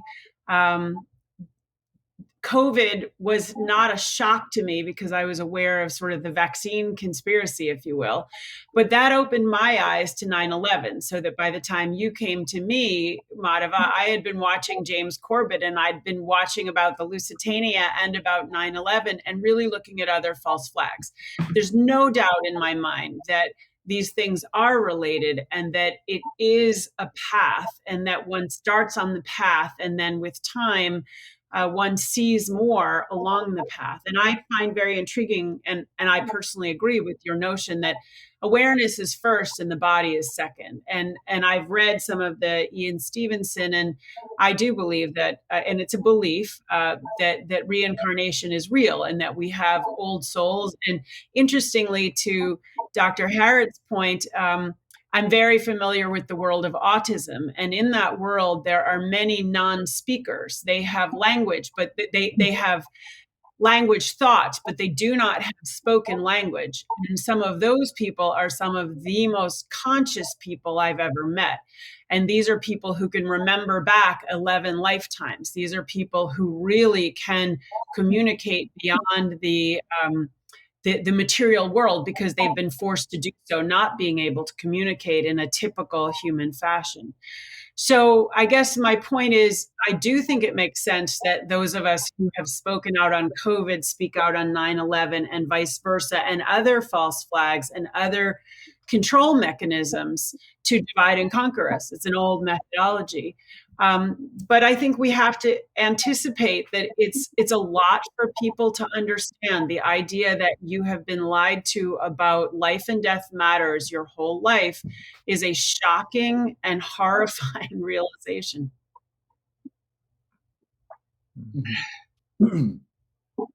Josh. Matt, Well, we can't hear you, like Josh. Is this better? Yeah, it's good. Good. Following on that, I'd like to talk about my journey. Once I realized that the press was lying to us about 9/11, it hit me very hard. What else is the New York Times and the Nation lying to me about? And I've been exploring rabbit holes ever since. 2 years ago, I published a list of my 17 areas, which I think I call them mysteries, because I don't understand what the truth is, and I don't know how they relate to each other. But I know that I'm being deceived about these areas, and I'd like to list these things for you as an invitation to all of us here, the six of us, and also to people in the audience today, to come together and try to um, collaborate to see how these things are related, and to come up with a more coherent and evidence-based picture of the world. So my number one was COVID as a bioweapon, and that's not going to surprise anybody here. Number two was the history of U.S. bioweapons. We've been attacking Cuban sugar. America, sent diseases to Chinese pigs. During the Korean War, there were bioweapons launched against humans. And the anthrax outbreak was a bioweapon. Um, Lyme disease is a bioweapon. Number three was attacks on the food supply. Somebody seems to be engineering a global food shortage. There are grain storages that plane flying through the air, and it comes down, it happens to land on exactly the grain storage and blows up the grain storage. And things like that have been happening in the last couple of years. Of course, Ukraine is the breadbasket of Europe, and the war in Ukraine has disrupted a lot of the food supply to whole huge areas, Eastern Europe. Number four is what Whitney Webb has illustrated in her monumental encyclopedic work of 2 volumes, that our world is being run by gangsters, and that the connections between the deep state and the gangsters go deep, and it's really hard to separate them. Number five is all the political assassinations. They've been mentioned in passing. We know about John and Robert Kennedy, connections to the Dulles brothers and to Lyndon Johnson, but many, many other assassinations that we're not allowed to think that these are um, operations of the deep state. Seth Rich, Gary Webb. Does anybody know who Mike Connell is? Mike Connell was the IT guru of the White House, and when he was going to blow the whistle on the theft of the 2004 election, which he had engineered, his plane was brought down, and it was made to appear as an accident. Number six, geoengineering and chemtrails. This is a real mystery to me. It is obvious. I mean, you look up at the sky, it doesn't look the way it looked 30 years ago. Chemtrails are an obvious reality, but what is it for? Perhaps it's used to as a receiver for the electromagnetic energy that comes from places like HARP, and that's used to manipulate weather. But once you get there, you see weather is not being manipulated to keep the hurricanes away from our shores or to make sure that droughts don't happen in farming areas. Quite the opposite. Weather is being manipulated to create forest fires, to send hurricanes to particular locations that they want to destroy. Who is doing this? And what is it for? My estimate is that the chemtrails operation, it must be, I don't know, millions of flights per year, many millions of flights per year, costing hundreds of billions of dollars. This is a big operation, and I don't know what it's for. Number seven is the Ukraine war. Probably don't have to say much more about that, except that it's completely unnecessary, and that we're poking the bear, poking a nuclear-armed bear and risking nuclear war. For what? Number eight is the climate change story. You know, At one point, it seemed really clear that CO2 was part of what's causing the climate to warm and that humans are at fault. And then somehow that story got weaponized, and all of the energy of the environmental movement got funneled into this CO2 narrative. And the complexities of the situation are completely lost in the CO2 fundamentalism. Number 9, everything about alternative medicine has been suppressed in the name of medicine is only about biochemistry. Number 10, UFOs are a huge subject. There are so many psyops, so much disinformation around UFOs. It's easy to know that there's something there, that we're being deceived, but it's not at all easy to know which part is correct and which part is part of the extensive disinformation that seems to be coming from the same deep state people. So number 11 is a favorite of mine. If you've read any of the work of Graham Hancock, he calls us a species with amnesia. You look at what the ancients were able to accomplish in the way of carving huge stones, in the way of engineering vases. There are 40,000 vases in the basement of the Cairo Museum. Each one is machine carved with in precision to within a thousandth of an inch, and they're carved hollow out of hard stone. We don't have the technology to do that today. We can make precision objects, but we do that with machine tools and machinable materials like metals and plastics. But we don't know how they did that, carving out the inside of a single piece of stone would require a lathe that could, well, something much harder than those stones, which we don't have. Number 12 is energy technologies. Some of you may be aware that there are energy technologies being suppressed that have transformative potential that would, I mean, imagine if energy were free, how that would change the economies of the world. Desalinization would become instantly possible, making farming so much easier. Everything that we do, energy is a big part of the cost. I know from personal experience, I've written about this. I visited cold fusion labs in 2012, and I know from personal experience that cold fusion is a real effect. Why is that being withheld from the public?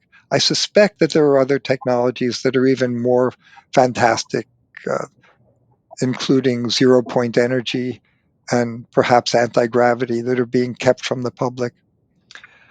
Crop circles, what is that about? If you've seen pictures of these things that appear overnight, who is doing this, and what kind of message are they trying to send to us? There are other technologies, I believe, that are being withheld.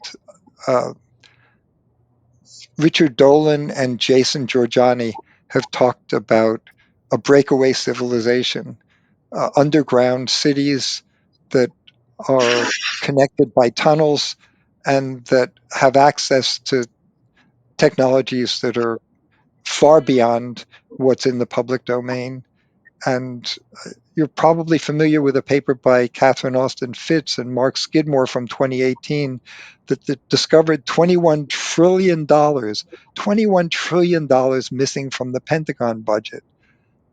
Maybe that's what it's being used to fund, is these huge underground cities. Pure speculation. 15 is mind control, MK Ultra program, and I think it's been extended to program children and to program adults to be assassins. The assassination of Robert Kennedy and of John Lennon were probably mind-controlled people. 16 is the Apollo moon landings. I don't know whether those landings are real or not. It seems that the moon rocks that they brought home pretty hard to fake. On the other hand, there are pictures that are supposed to be moon landing pictures that clearly have shadows that don't come from a single sun but come from stage lighting. There are recordings in which you don't have that 3-second delay that you would expect from radio waves going to the moon and back, that the astronauts answer Houston right away without that 3-second delay. So what's that about? 17, I think what Madhava touched on, the whole field of parapsychology, the power of our mind to know the future, to know what other people are thinking, our deep connection with one another through some kind of psychic connections that are not physical. It's completely denied by the scientific community. They know that it can't possibly be true, so we're not going to look for the mountains and mountains of data that show that parapsychological effects are real. So that's my list, and I'd suggest that all of these things might be connected. Certainly, they're all being suppressed by the same mainstream sources. And when we form a new view that's more comprehensive, more evidence-based, perhaps all of these things will contribute as puzzle pieces. Thanks for listening. That is indeed an expansive list there. We'll have many people running off to read up on various issues. I have a Substack from 2 years ago, November 4th, called An Index to the Mysteries, with links for all of these things for people who are interested in looking at them. No, I mean, quite a few of those I'm familiar with, and there are big. We live in a world of extensive propaganda. We know that knowledge is power, and elite groups actually throughout history, go back to Plato's Noble Lie, have understood full well the ways of controlling people through hiding knowledge, deceiving populations, and so on. And this is, for me as a researcher, one of the core reasons why I study propaganda. So there's a lot more going on, more things in heaven and earth than I dreamt of, etc. Is bringing us maybe on a slightly more sort of practical level for the audience? I mean, there's an overwhelming dimension to this when you start to, as you sort of go down the rabbit hole and so on, and it is shocking for all of us who, for example, woke up about 9/11. That's psychologically, it's a traumatic process to go through, and this is the issue of courage was raised in Madhava's talk a few times, and also in Niels' talk about David Ray Griffin. We have a challenge to get people to engage, to think, to engage, and so on. But there's always this danger of just intimidation, of overwhelming too much information, and so on.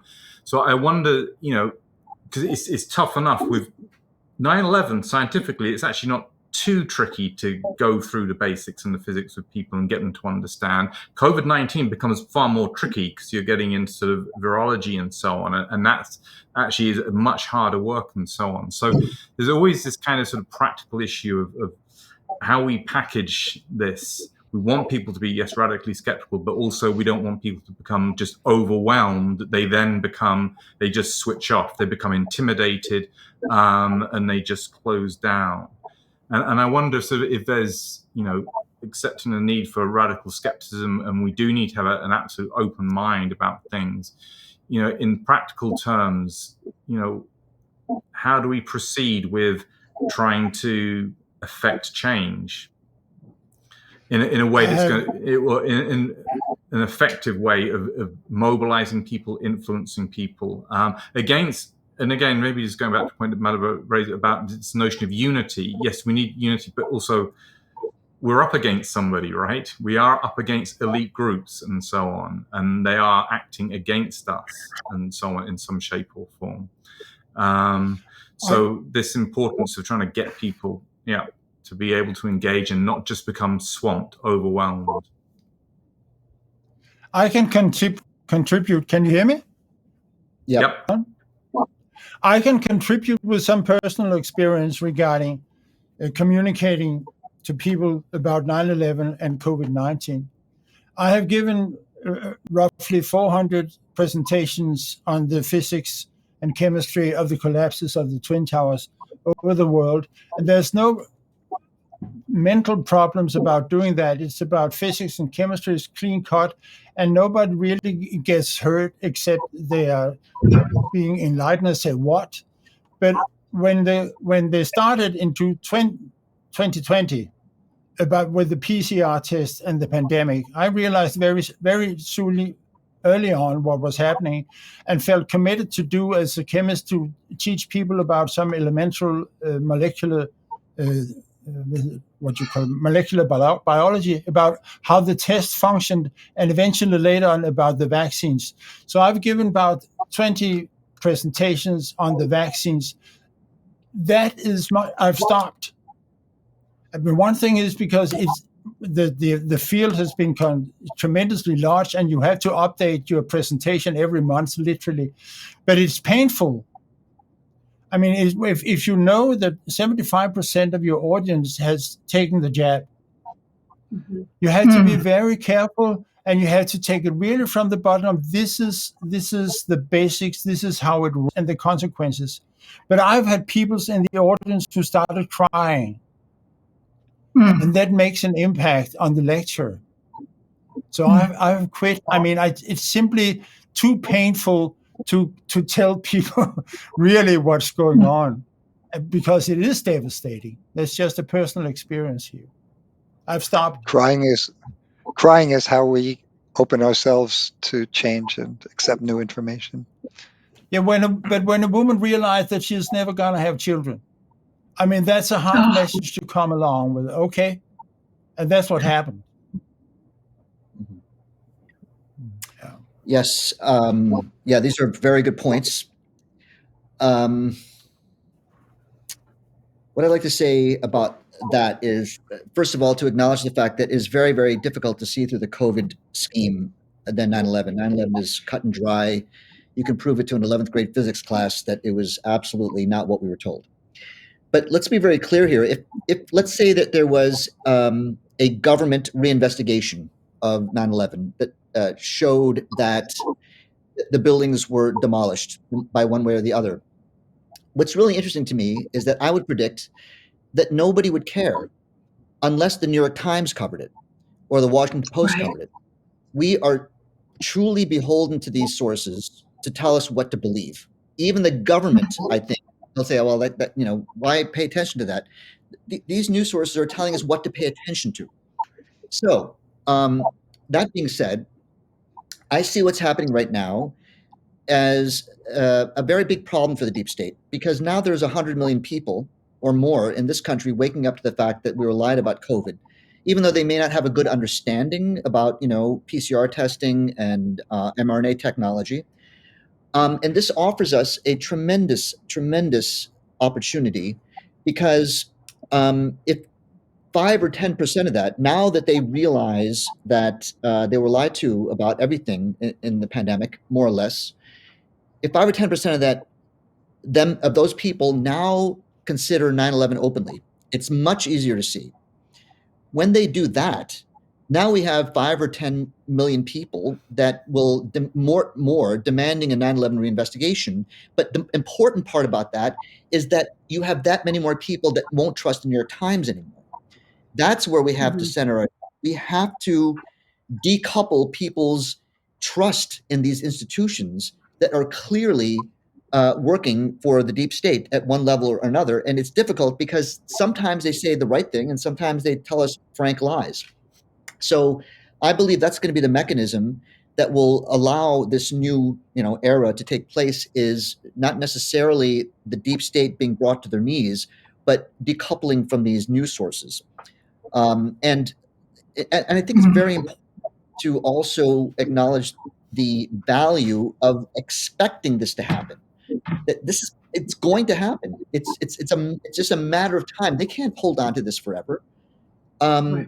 Too many people are just fed up with it. Like, we're watching it happen in ratings from these news organizations, the explosion of interest in podcasts, independent podcasts that dwarf CNN, and that very well may have had a role in the last election in the United States, where one political party is happy to show up on a Joe Rogan podcast, and the other one says, no, it's not for me.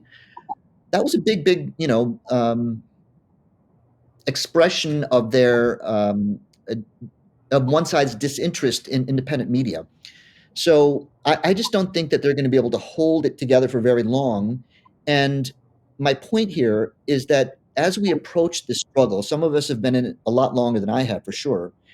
There is a problem with being frustrated and angry, for good reason. However, if we maintain the idea that, oh, it's in the offing, it is going to happen, it's either today or next week, that is an enormous that's going to push things, that's going to hasten things more than being frustrated and angry. I really do believe, and just touches on what you said, Josh, about psi stuff and the ability of a human mind to actually influence the outcome of random number generators, or however, the evidence for that is large. And we have the placebo effect. Like, this is very, very important. So that was actually the purpose of my commentary today, which was to put ourselves in the right state of mind as we move forward. For all of these reasons, not only what astrology is telling us, but also the fact that we are, in fact, in my opinion, indestructible at our true essence. Take the fear out of the equation, and now you have a very powerful population that cannot be controlled at the deepest level. So these are the kinds of ideas that are going to be revolutionary. It may not come about in journals of science. It's going to have to be something that sprouts out of our collective consciousness as a group. And there is enough skepticism right now. It's like a tinderbox, and it's going to take one or two small things, if it hasn't happened already. And our scale of expecting change may have to shift a little bit, because 23 years is a very long time. On the other hand, it's a very, very, it's like ephemeral when you look at the constellations and how things are moving in and out, and how things, potentially the evolution of us collectively as souls that reincarnate. This is a very, very tiny, tiny sliver of time. And look how much has happened. So, the point that I'm trying to make here is, let's be positive and realize that ultimately it's going to be a coalescing of conspiracy thinkers, as opposed to staying in our own camps all the time, and worrying about rebuke. It has to come from the bottom up, and it has to come at a broad scale. And attacking the deep state piecemeal, I don't think is going to work. So that's why I think it's very valuable to have you here, Mary, and it's also very valuable for, I think, our organization, IC 9/11 Truth, Justice, to embrace the COVID narrative and dismantling that. I think it's going to empower this movement, and eventually it'll empower the vaccine skeptic movement as well. So I want us to be friends. I think that there's certainly a linkage being made by people between, obviously, between COVID-19, 9/11, then going back to the JFK assassinations as well. And I can see that emerging at this point in time. And I think it does have, if people retain the courage and also the kind of positivity you're describing, does have, really emancipatory potential in terms of getting enough people to be aware of the level of corruption that we're facing. I was wondering, I got a couple of questions here which have come in from the audience, which I need to ask. Are we circling around the issue of who we think we're up against? And how important is it to identify, use sociological language and talk about the elite power blocks that we're up against? How important is it to try and delineate those in terms of this building this wider awakening? Do we need to sort of pull back the curtain, identify the wizard, as it were, or is that not necessary? Well, to respond to that specifically, I don't think it's as necessary as the point of my talk, which is how do we open people's minds to their power and ability to discern? Because let us say that we identify, Klaus Schwab, Anthony Fauci, Dick Cheney. If people are not interested, it's not going to make any difference. People have to be interested in what exactly is happening, and the fact that they have been bamboozled. That's really the issue. Once you understand that you've been bamboozled, now suddenly you know who to listen to or who not to listen to.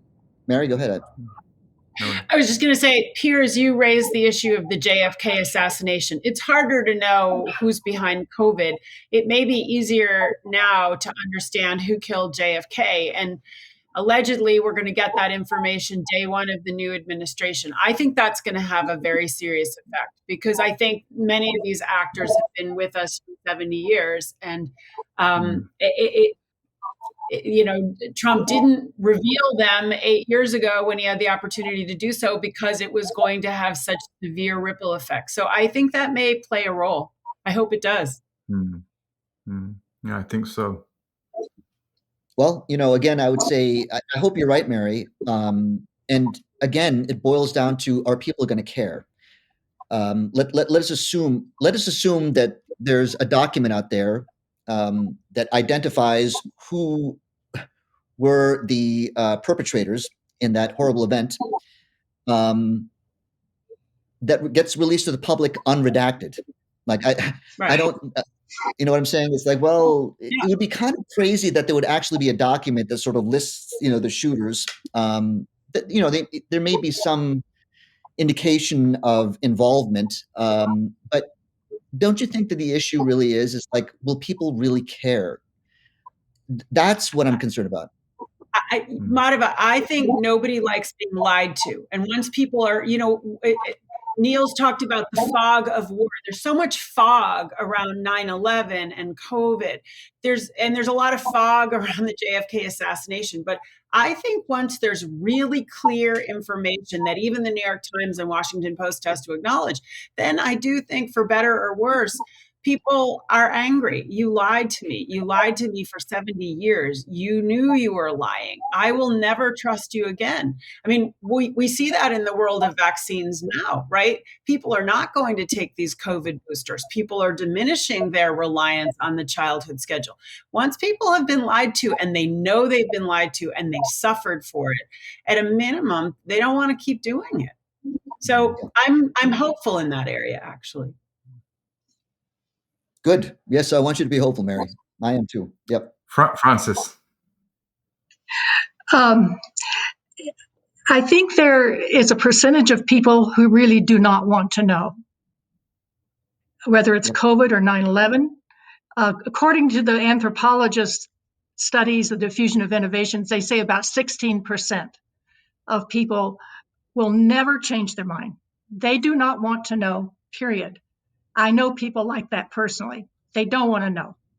Yeah. Now, but there are a lot of people who you will find there's a certain openness to 9/11 or COVID. What Niels was talking about it's just heartbreaking to tell people about these vaccines because they've taken the vaccine.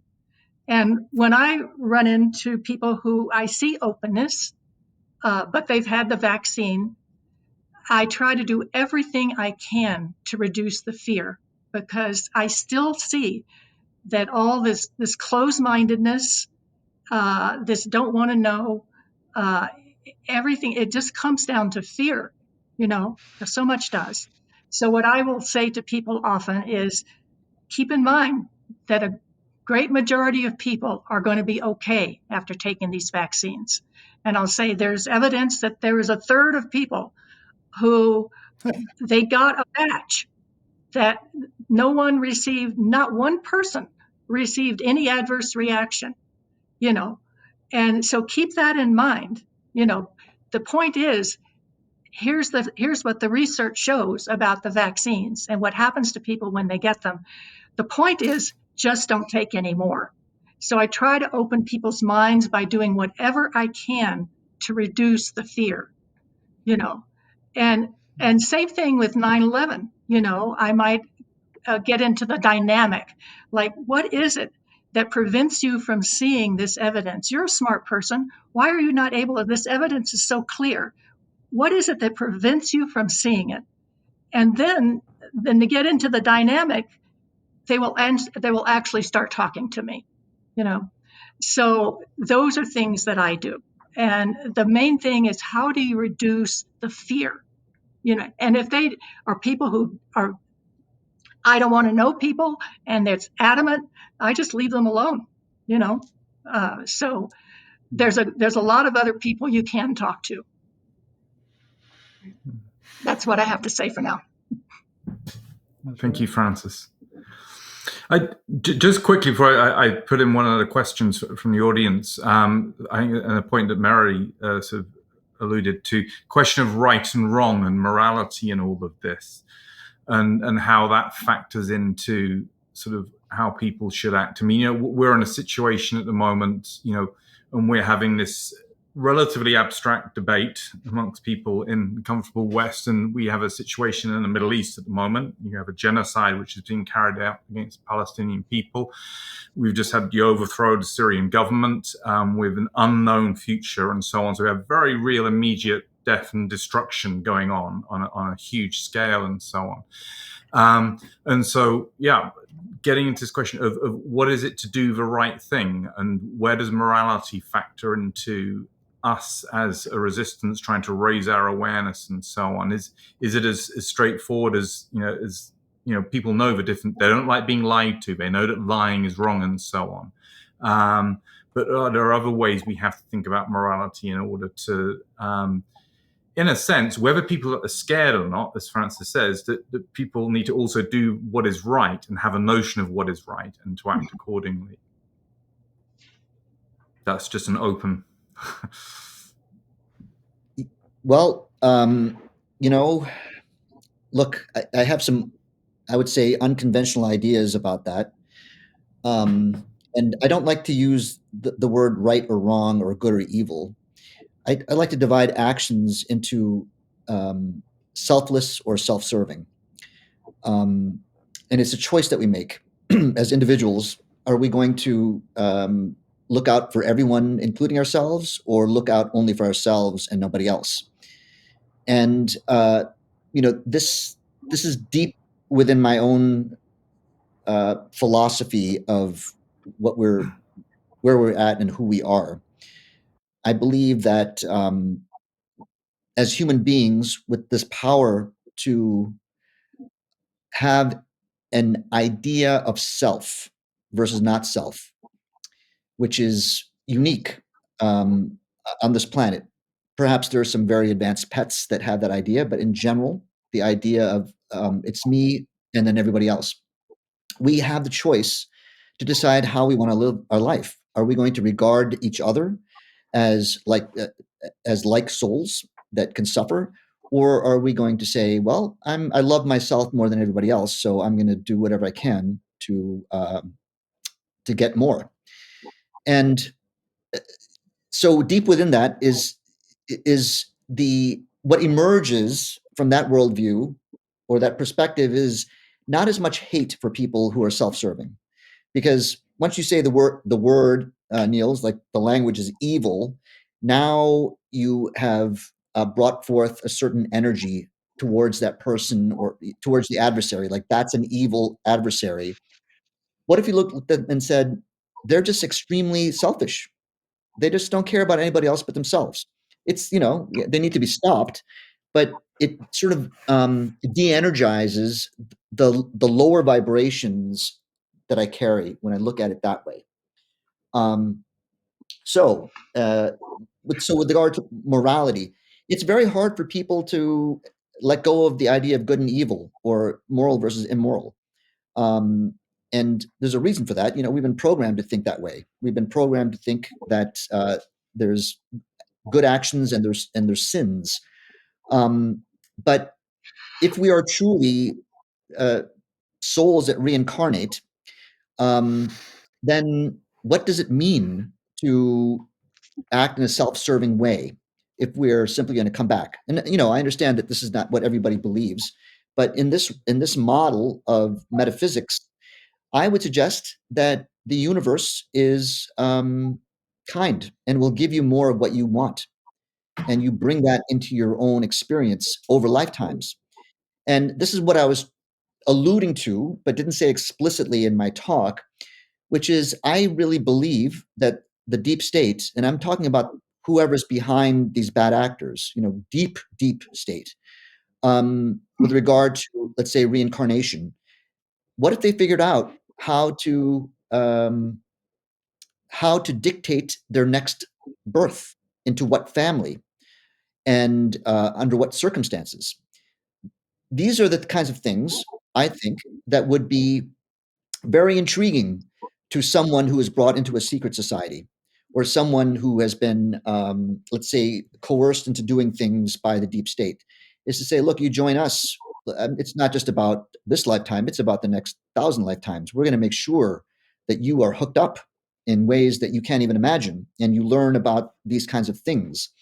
And it almost seems like a prerequisite, honestly, for that to happen in order to build the kinds of structures that they have created, like central banking, for example.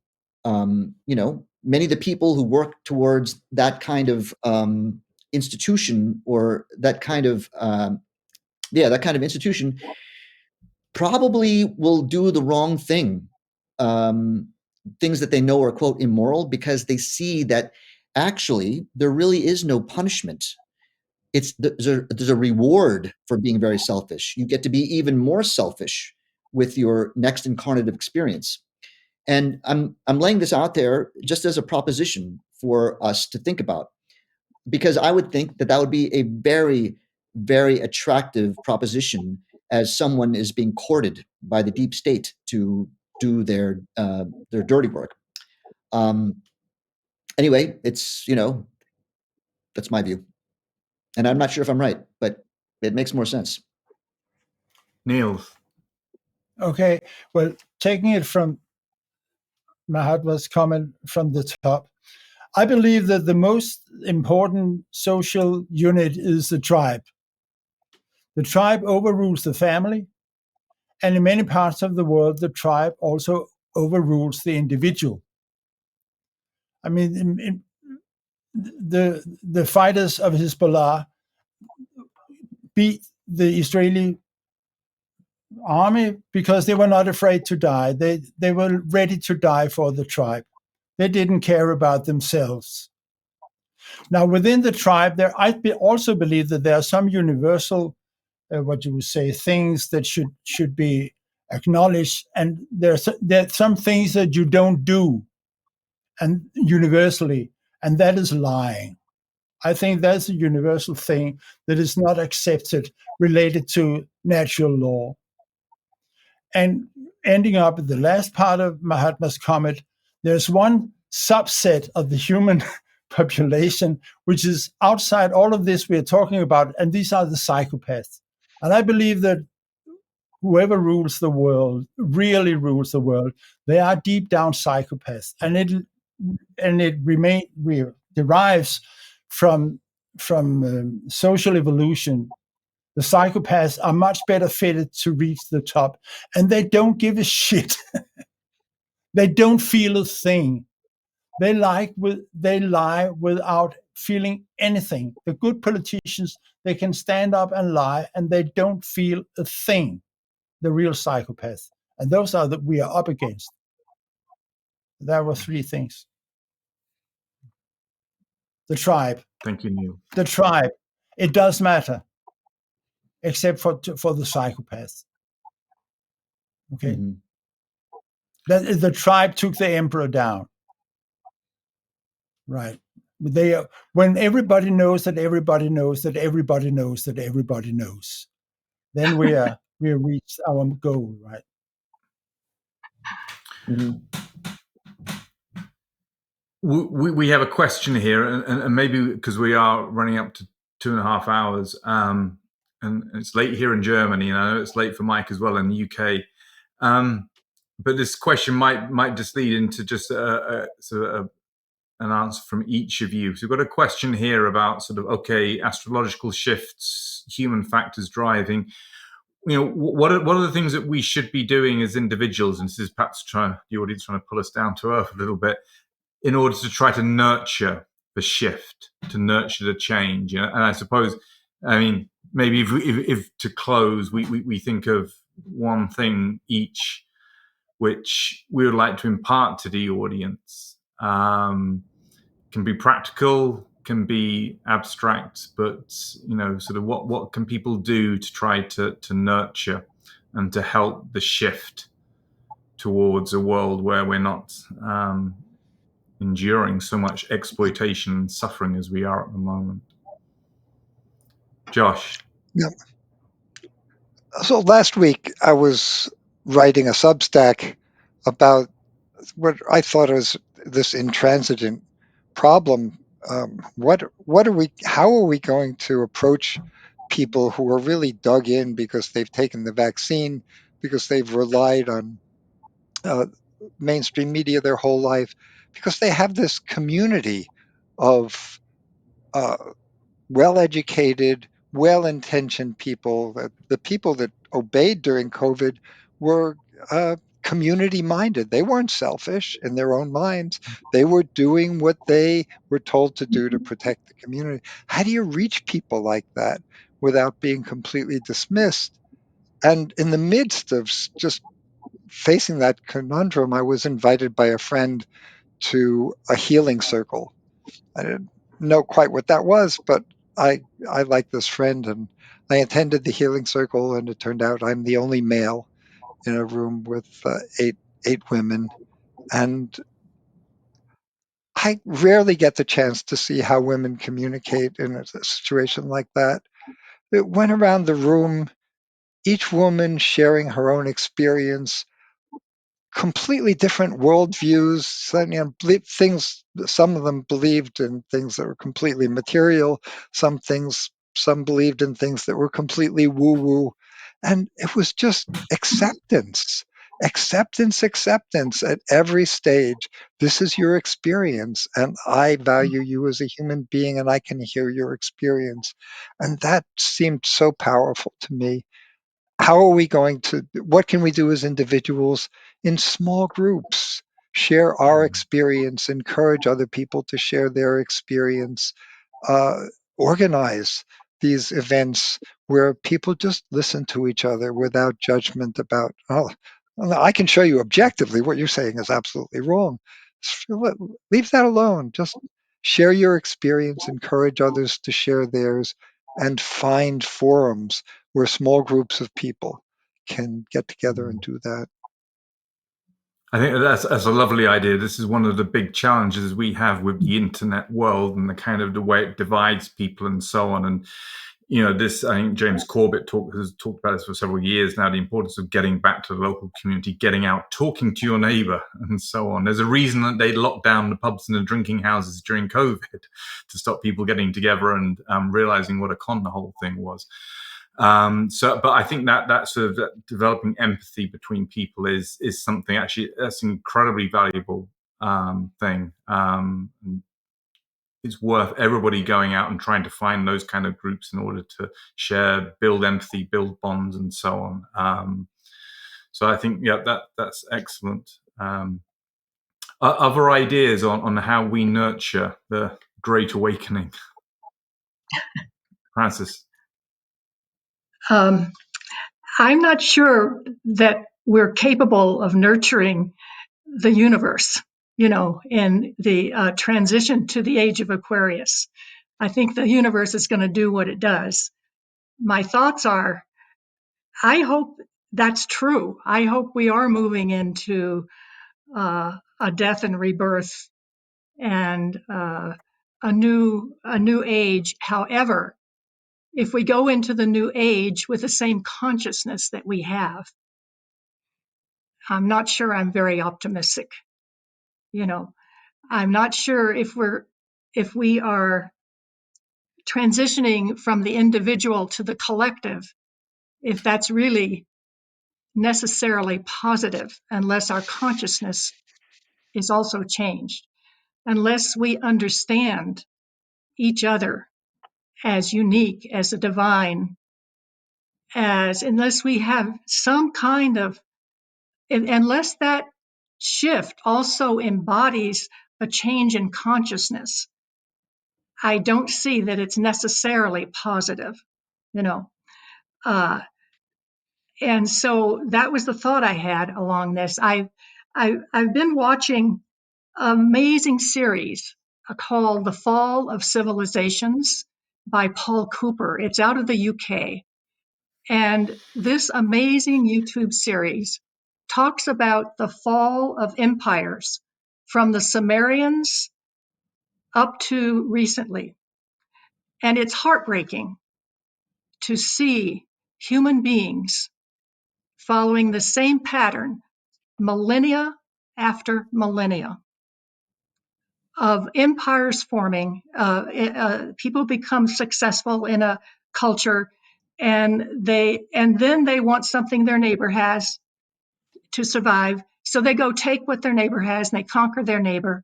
And this goes on and on until the neighbors become they become negative. They don't like this Rome anymore, this particular Rome from the Sumerians on. And so then they, at a point of weakness, go conquer this other empire. And then they become the empire, and the cycle repeats itself and then repeats itself. This is millennia after millennia. Since 6,000 to 8,000 years ago, this has been going on. Unless our consciousness changes, we will simply be doing the same thing. And we're doing it right now. The US is the new empire. We're extending ourselves more than we can tolerate, more than we can survive with. And we're doing the same thing again. Unless our consciousness changes, the age of Aquarius will not be a positive thing, in my opinion. So that's the thought I have at this moment. But I hope the age of Aquarius brings an uptick in our consciousness. And I think that's the only way we're going to really survive and produce a peaceful world. Thank you, Francis. History is rhyming, undoubtedly, as we move further into the 21st century. Yeah, I would like to say. Sorry, Madhava. Yeah, come in. Oh, did you want to go? All right. No, Madhava, please do come in. Well, I think it's very important, as I've been saying over and over again, that we envision success in this. That is absolutely a key. Moreover, when we communicate, we have to understand that we are communicating a message of hope and not of despair. Because ultimately, if people did what I said, things would be a lot better. Or what we say, or what these truth movements are about, is to get the rot out of governance and how we think.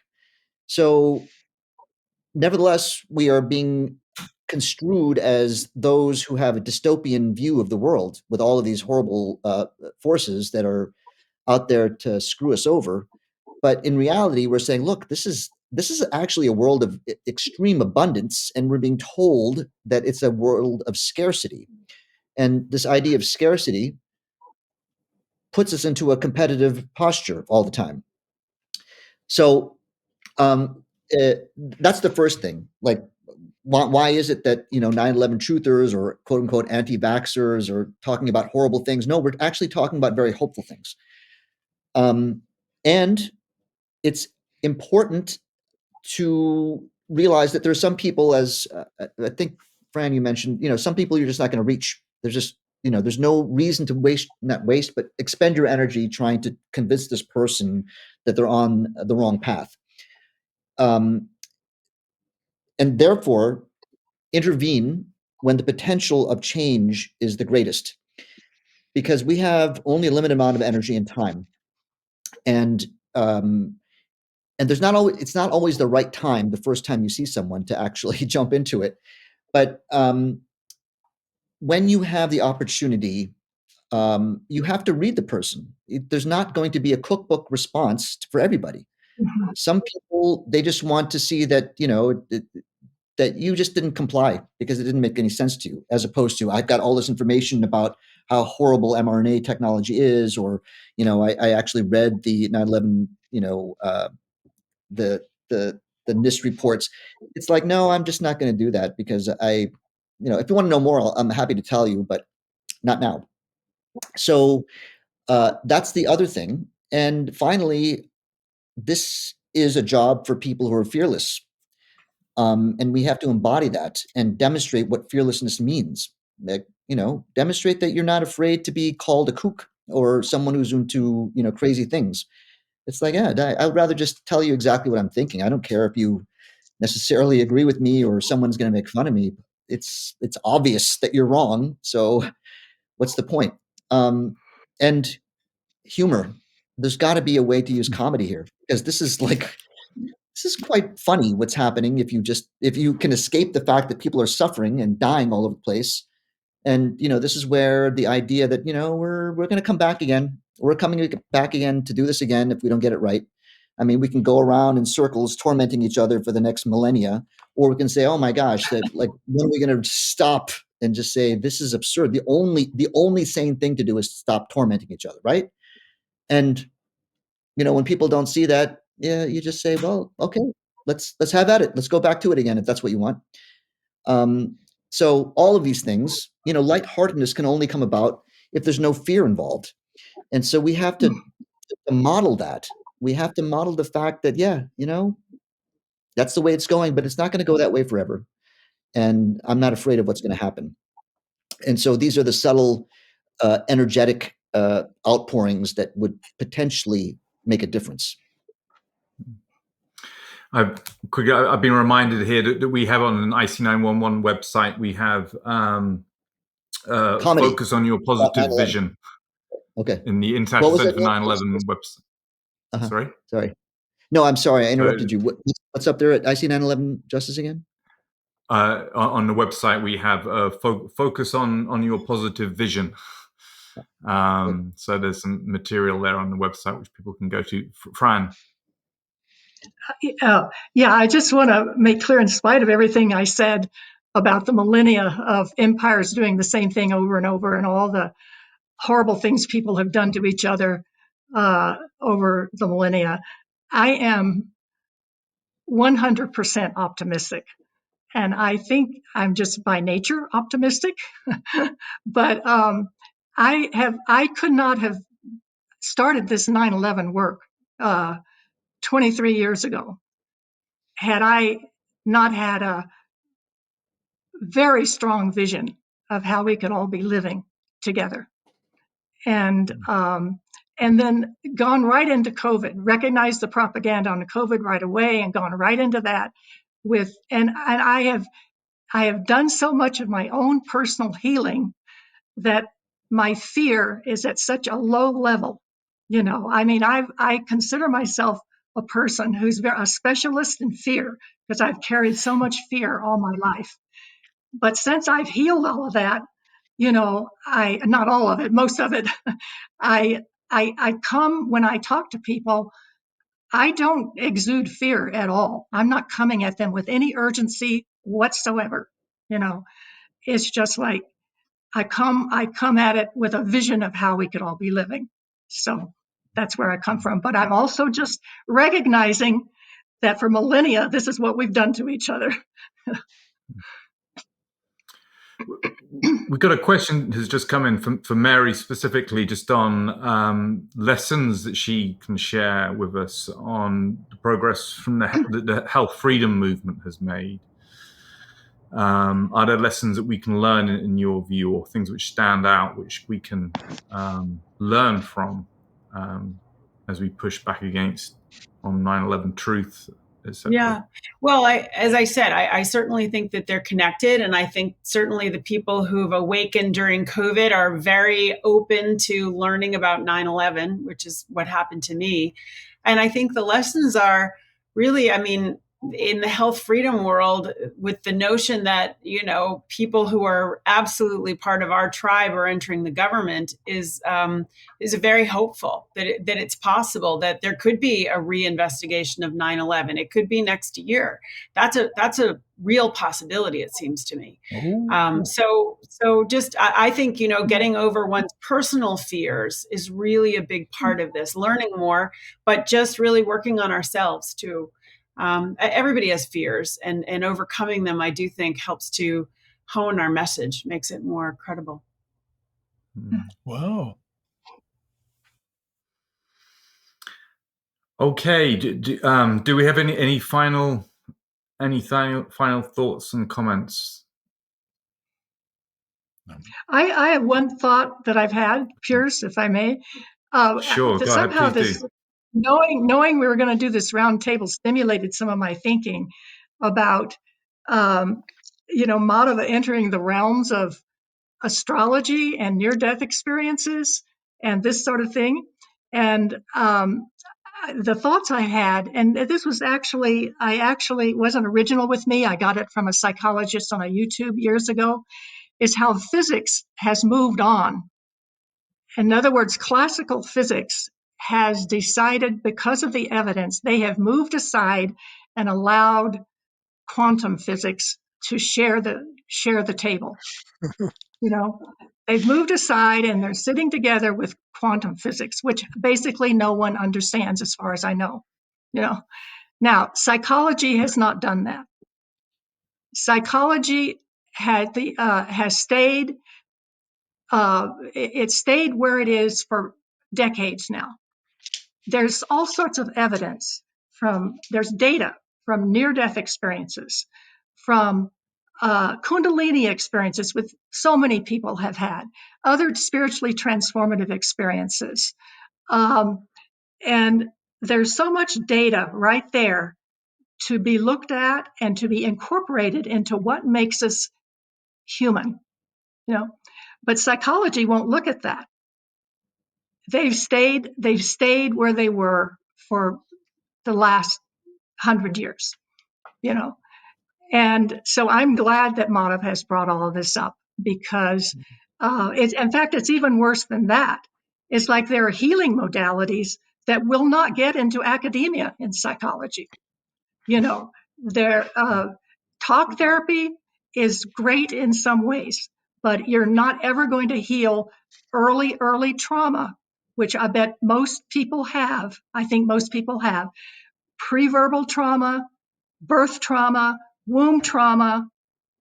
There's many of us who have those traumas. You are never going to heal those traumas with talk therapy, but there are regressive therapies that will heal those traumas.